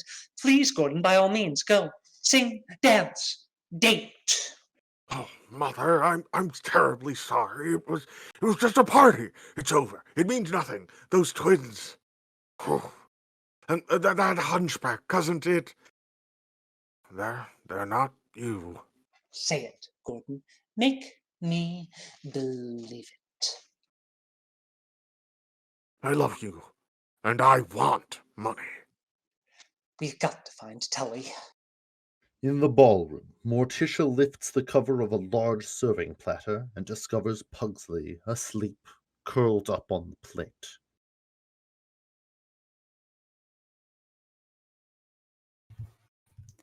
Look, our little boy. All tuckered out. So sweet. He looks just like a little entree. Pugsley wakes up and looks around. Where's the party? It's over, darling. Have you seen your sister? Not since before the mamushka. Gomez? Gomez rallies the family for the search and points to a large map of the grounds held by Lurch. Fan out. Pugsley, head for the dung heap. Mama and Morticia, the shallow graves. I'll take the abyss. Lurch, check the bottomless pit. Fester! I'm here. They look toward the house and see Fester leaning out of Wednesday's bedroom window. Fester, you take the ravine and the unmarked abandoned well. Someone should stay behind in case she comes back. Good man. Good thinking. Put Then who'll take the swamp? Thing taps on Gomez's shoe. me in, coach. I'm ready to play. Put That's the me spirit. in, coach. That's the spirit thing. Lend a hand. Let's go. They go their separate ways. Gordon, don't dawdle. They walk downstairs and find Tully sitting in an armchair, basking in the rays of sunshine from that beam from a copy of The Sun Also Rises. What are you doing? Relaxing, taking a little sun. Have you gone mad? Au contraire. Outside, the family searches. Lurch lifts a car with one hand and looks under it, while Pugsley walks through a thicket. Elsewhere, Morticia and Granny inspect a cave. Wednesday! Wednesday! Wednesday! Wednesday! Thing hops across lily pads in the swamp, stopping occasionally to look around using whatever strange method Thing uses to see. Gomez reaches a stately mausoleum at the far end of the cemetery and lifts the claw of the vulture statue outside of it, causing the tomb's doors to swing open. Wednesday is inside, unharmed, sleeping on a stone sarcophagus. Gomez approaches quietly and lifts her tenderly in his arms. When they return to the mansion, they find a gate locked tight with heavy chains. Yellow police tape is strung across its metal bars, and signs declaring "No trespassing" and "Addams family keep out" are hung on it. The family stares at the sight in disbelief. What is all this? Tully hurries down the driveway, waving a piece of paper. This is a restraining order. A restraining order? Yes. It requires you to keep a distance of 1,000 yards from this house. I am restrained from my own house? Not your house, Mouche. Not anymore. It belongs to the eldest living descendant, the elder brother, Fester Addams. Fester adores Gomez. Oh no, he's afraid of him. Seeing the twins brought it all back. You're bitter rivals, Gomez. I demand to speak with Fester. Sorry. No can do. He's very hurt. Just leave. Wednesday, now awake, looks at her mother. But he isn't even Uncle Fester. Have no fear. Justice shall prevail. The courts will decide. They say a man who represents himself has a fool for a client. Well, with God as my witness, I am that fool. Judge Womack sits behind a courtroom bench and reads his decision. Therefore, it is with no small amount of personal satisfaction that I declare Fester Addams legal executor of the Addams estate and rightful owner of all possessions and properties contained therein.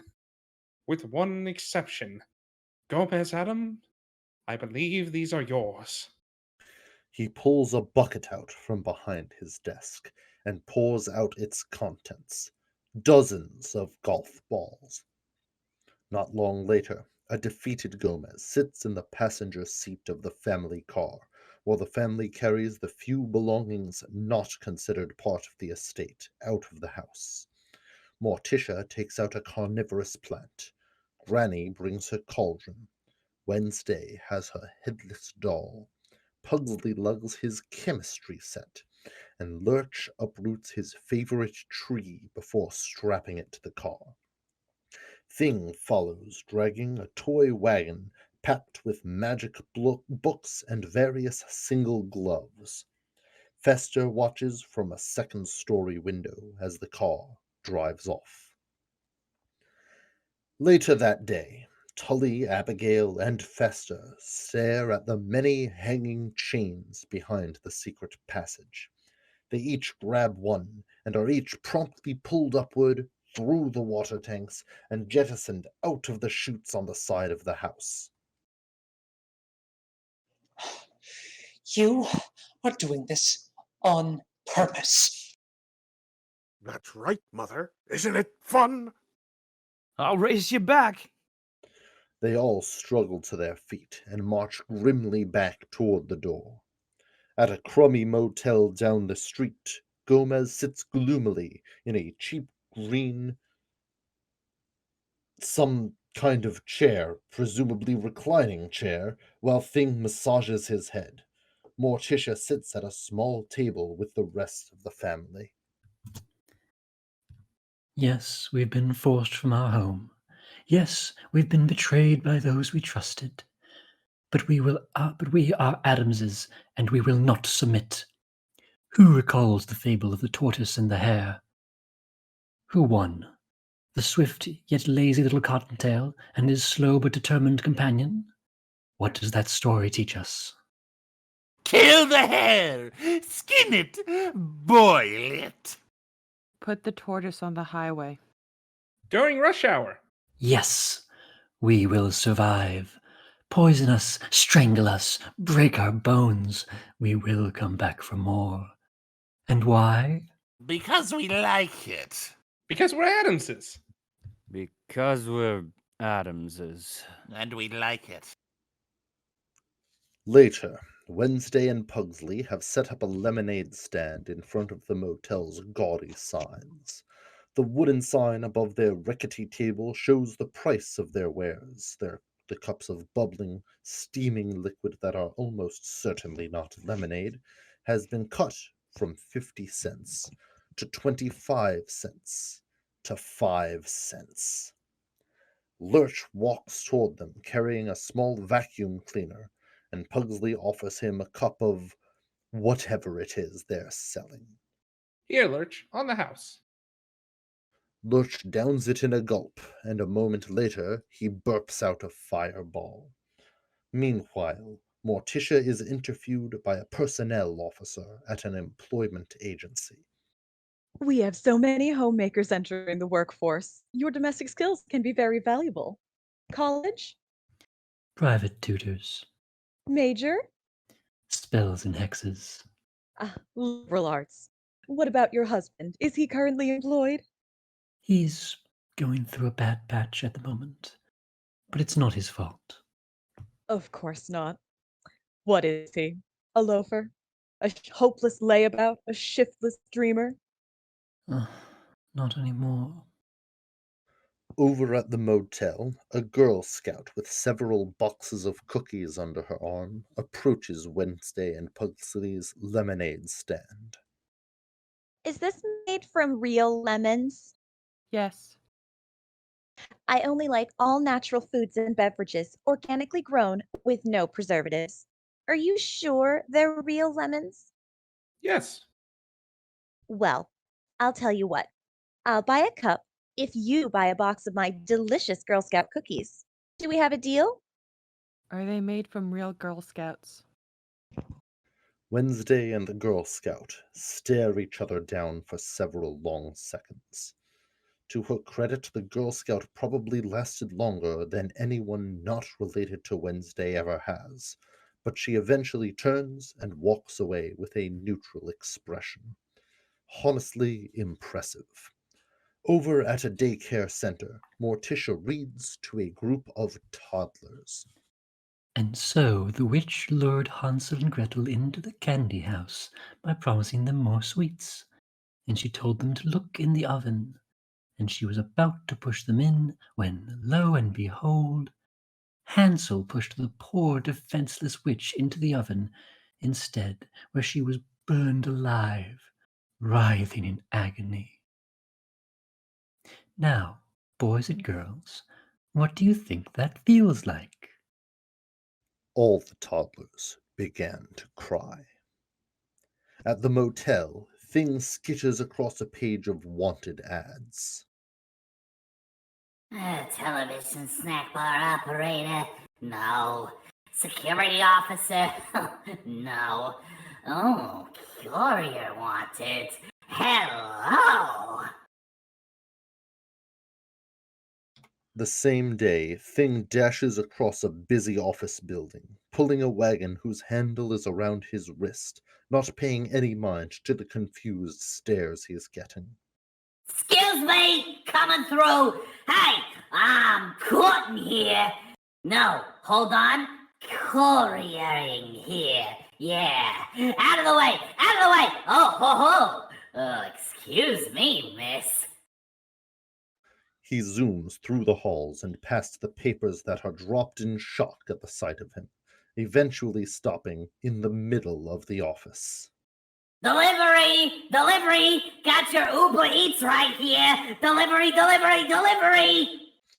He perfectly tosses packages into bins, mailboxes, stacks a pyramid of parcels 6 layers high, tosses an envelope so fast it rips the toupee off a man as it skims over his head, and then continues along his way. Yeah, baby! Back at the hotel, Gomez sits in a chair, aimlessly flipping through TV channels until he lands on the Sally Jesse Raphael show. Welcome to the show.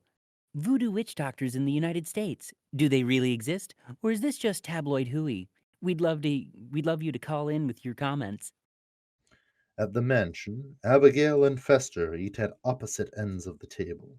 It is uncomfortably quiet. After lunch, we'll try again. Yes, Mother. Fester stares sullenly at his bowl of soup, not eating. We'll find the money.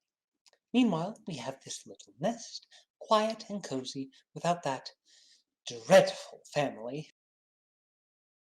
Yes, Mother. At the motel, Gomez holds the phone to his ear while he continues watching the talk show. So, you claim that your son was brainwashed by voodoo witch doctors and forced to recruit others. Let's take a call. Hello, Sally. Mr. Addams, please stop calling. We do not know where they meet. Let's take another call.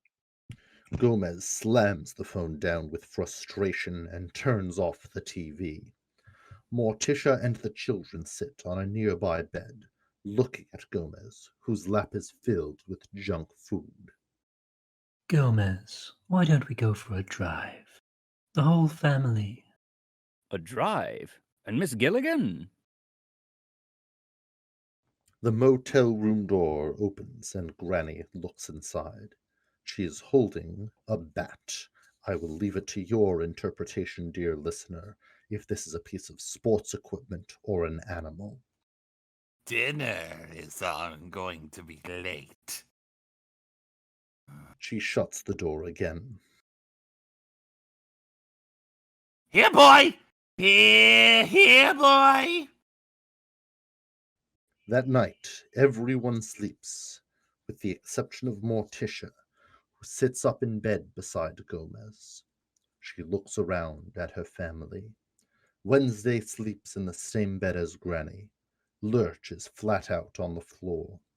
Pugsley uses him for a mattress, and Thing uses Pugsley. Morticia stares down at Gomez, strokes his hair lovingly, and then quietly gets out of bed.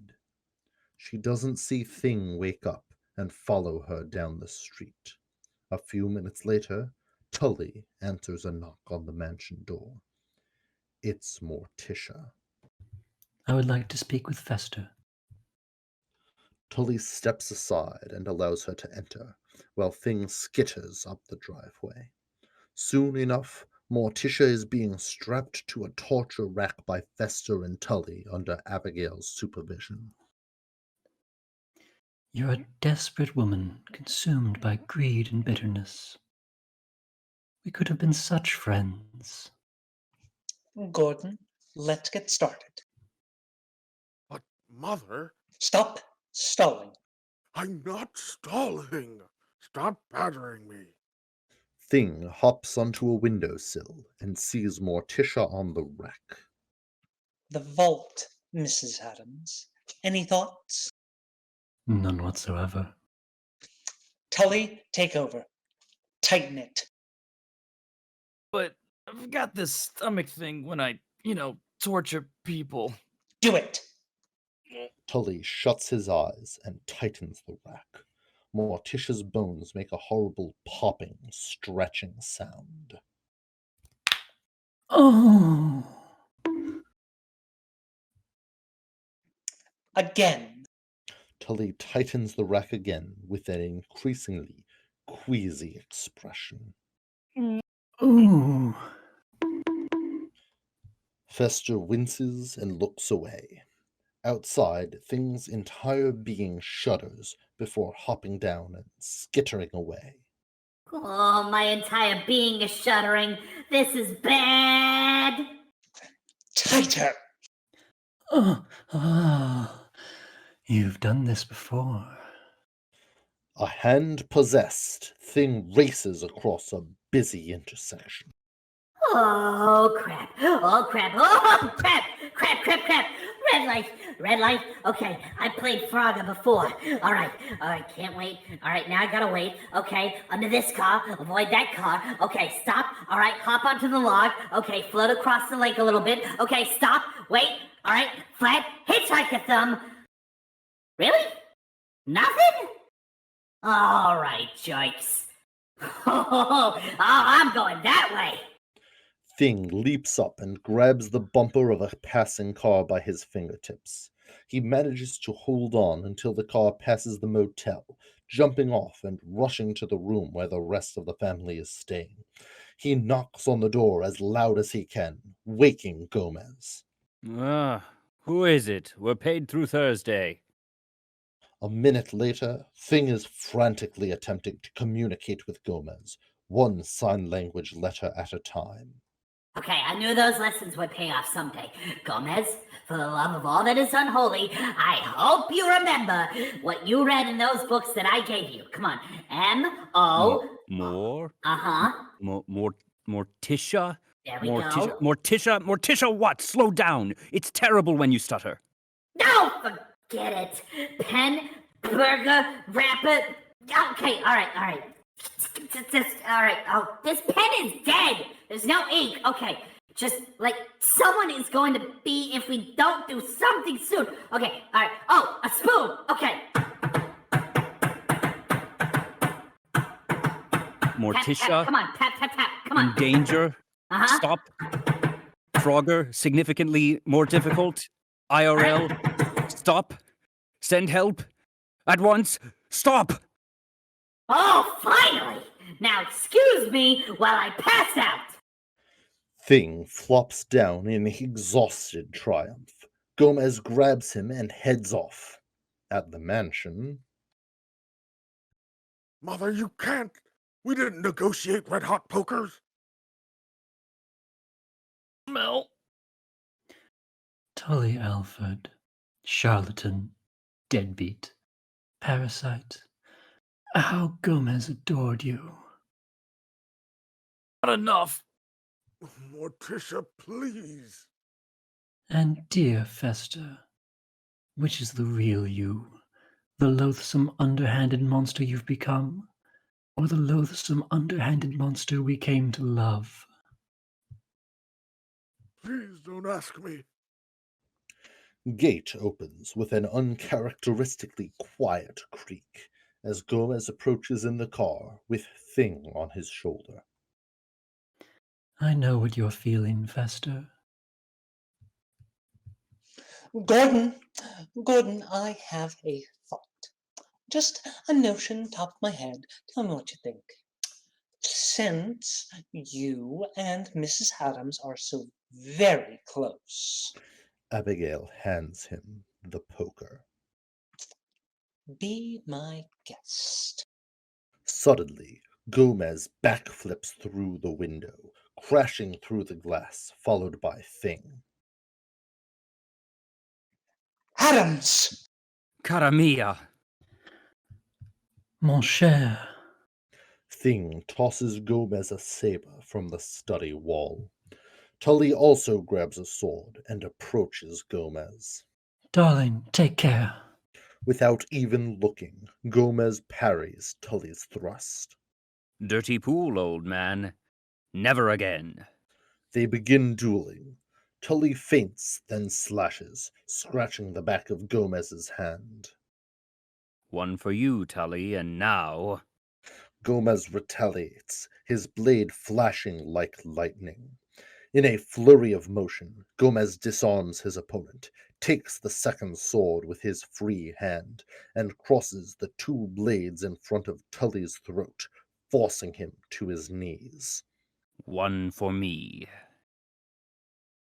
Gomez, I'm on retainer. Let him up. Gomez turns to see Abigail aiming a pistol at him. Gomez slowly pulls the swords away from Tully. That's right. Now get moving, Addams. Take him to the vault. And if you're not back in 1 hour, She aims at Morticia. I displace her. Gomez passes the torture rack on his way to the bookcase. Tish, seeing you like this, my blood boils. As does mine. This wheel of pain. Our wheel. To live without you, only that would be torture. A day alone, only that would be death. Gomez leans in to kiss Morticia when... Knock it off! The vault, Addams! Right now! Fester's face contorts as he watches Gomez walk toward the bookcase. Mother, can't we just... Can it, Gordon? Stop dragging your feet. You disgust me. You're nothing but a useless, sniveling baby. A stone around my neck. What was I thinking? I should have left you where I found you. Fester quickly turns toward Gomez and puts his hand on a book. No tricks, Gomez. That's the wrong book. Gomez regards Fester with a neutral expression as he slowly takes his hand off the copy of Greed. Fester then pulls another book from the shelf. Allow me. The book is titled Hurricane Irene, Nightmare from Above. Good show, old man. Fester spins and faces Abigail and Tully. The lawyer panics as he sees the book's title. Tully, I would appreciate some panicking, please. Hey, put that book down, Gordon. You don't know what that can do. It's not just literature. Oh, really? Fester advances on them with a menacing grin, cracking the book open for a split second. The momentary gust that is emitted from the book is enough to knock Abigail's gun out of her hand. Seeing this, Gomez quickly goes to the torture wheel and begins releasing Morticia. Quickly, darling. I'm your friend, Gordon. Think of the doubloons. They're not yours, Tully. Back off. Leather straps, red-hot pokers. Later, my dearest. Keep the book closed, Gordon. Listen to Mother. I'll never listen to you. Never, ever again. I had to be strict with you because I cared. Put it down. You never really loved me. Gomez helps Morticia down from the rack and pulls on Greed. Fester, this way. Oh, stop whining, you little good-for-nothing. Be a man. Oh, you were a terrible mother. There, I said it. Gomez, Morticia, and Thing retreat into the secret passage as Fester opens the book, and it immediately delivers on the promise of its title. Gale winds and heavy rain burst forth, sending Abigail and Tully flying. The cyclone begins forming, sweeping up the bear rug, the metal horse, and everything else in the room that isn't nailed down, including Fester, who loses his grip on the book. They all helplessly fly in circles around the room for several rotations before Abigail and Tully are thrown out a window and sent soaring across the estate toward the graveyard. Fester finally manages to get his hands on the book again, but a huge bolt of lightning zaps him in the head. He falls to the floor, eyes wide but unmoving as the book lands beside him and closes. Outside, Abigail and Tully continue their arc through the air, going over the cemetery gate, finally landing in open caskets, which snap shut and then lower themselves into the ground. The tombstones behind the holes have already been inscribed with their names. Pugsley and Wednesday stand nearby, each with a shovel in hand and a large pile of dirt next to them. Are they dead? Does it matter? 7 months later, a group of children in costumes come up to the mansion and knock on the door. The door opens to them, but they're only able to say the words trick or before they see Lurch and run away, screaming in terror. The giant looks disappointed as he closes the door again. Gomez holds Morticia on his shoulders as she hangs up Halloween decorations. Here we come.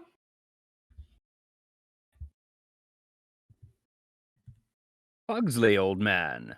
Why, look at you. Wednesday and Pugsley come down the stairs.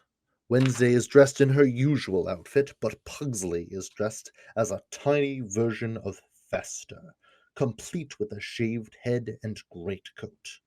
Fester, with Thing perched on his shoulder, looks at Pugsley with delight.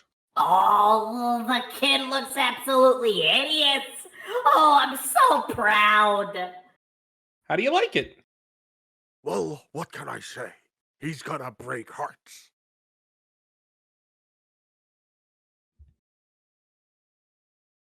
You know what? Is I that Margaret agree. at the door? We have guests. Trick or treat!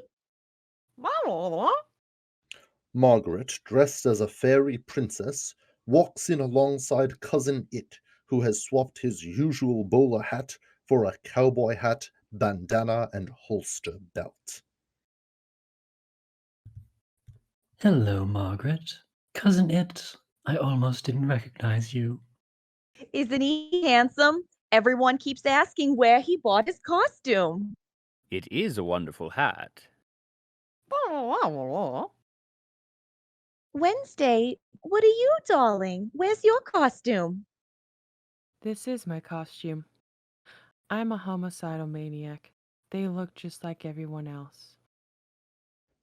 Everyone moves to the living room and sits together.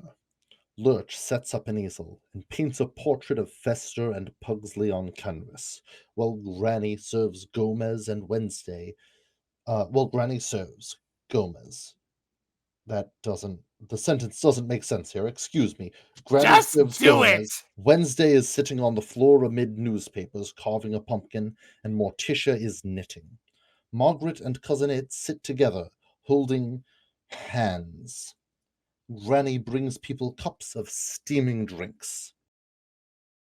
I'm so glad that I can spend this night with my family now that I've gotten my memory back. Thank God for that lightning, Fester. Would you like more Gomez? I'm serving Gomez tonight. Anyway, that lightning really knocked some sense into you, didn't it?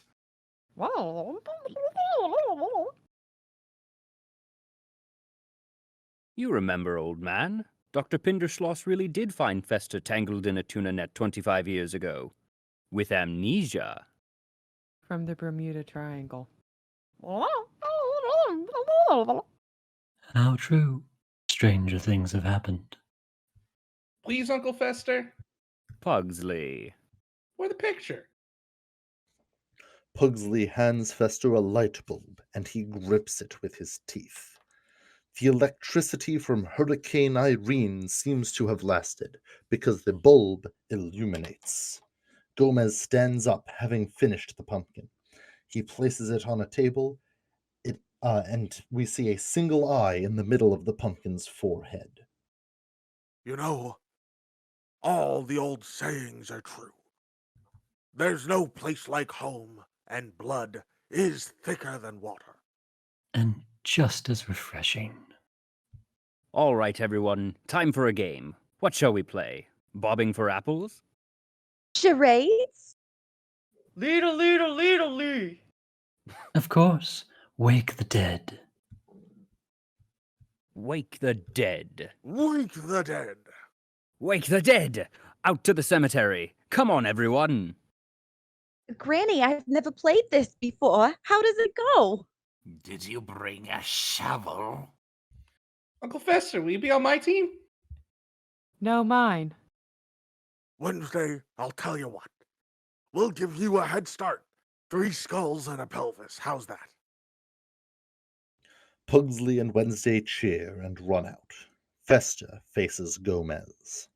Ah, my own dear brother. Festa offers a handshake, and Gomez accepts.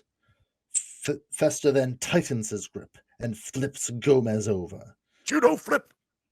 Gomez laughs joyfully as he lands on his back. Come on! We'll catch up. Festa runs out with a shovel, leaving Morticia and Gomez alone while the others begin shouting in the graveyard, tapping on statues as they go. Wake the dead! Wake the dead!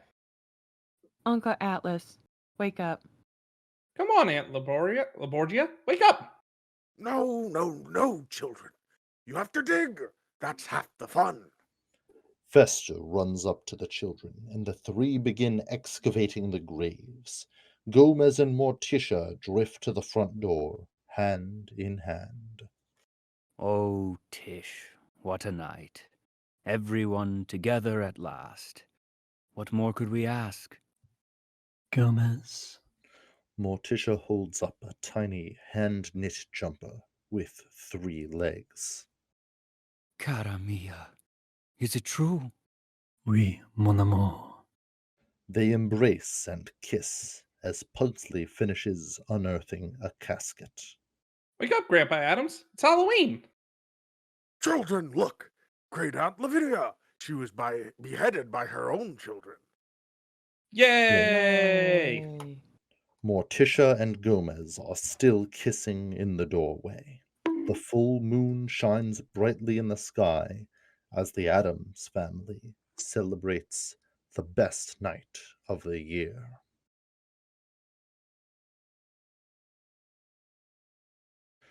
Thank you for listening to our radio drama presentation of The Addams Family.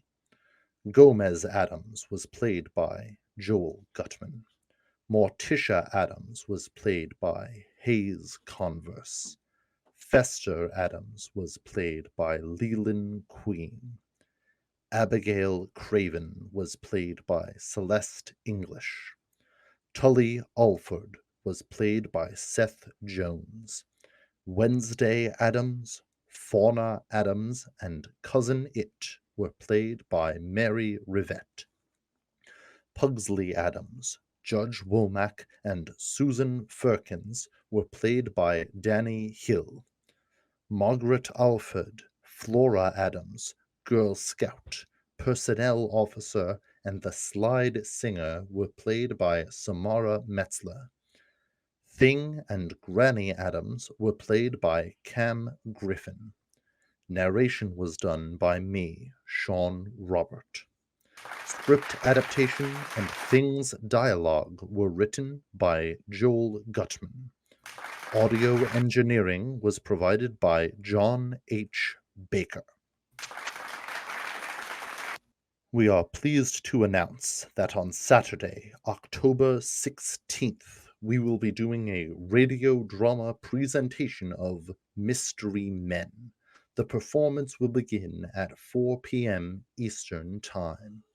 For more nerdy content, please follow Digital Era Entertainment here on Twitch and you can listen to our past radio drama performances on Digital Era Entertainment's YouTube channel.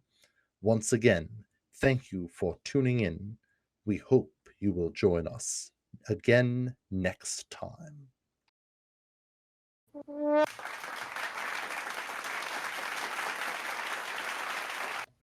Please remember to like, share, and subscribe, and follow us across social media for updates. Thanks for watching!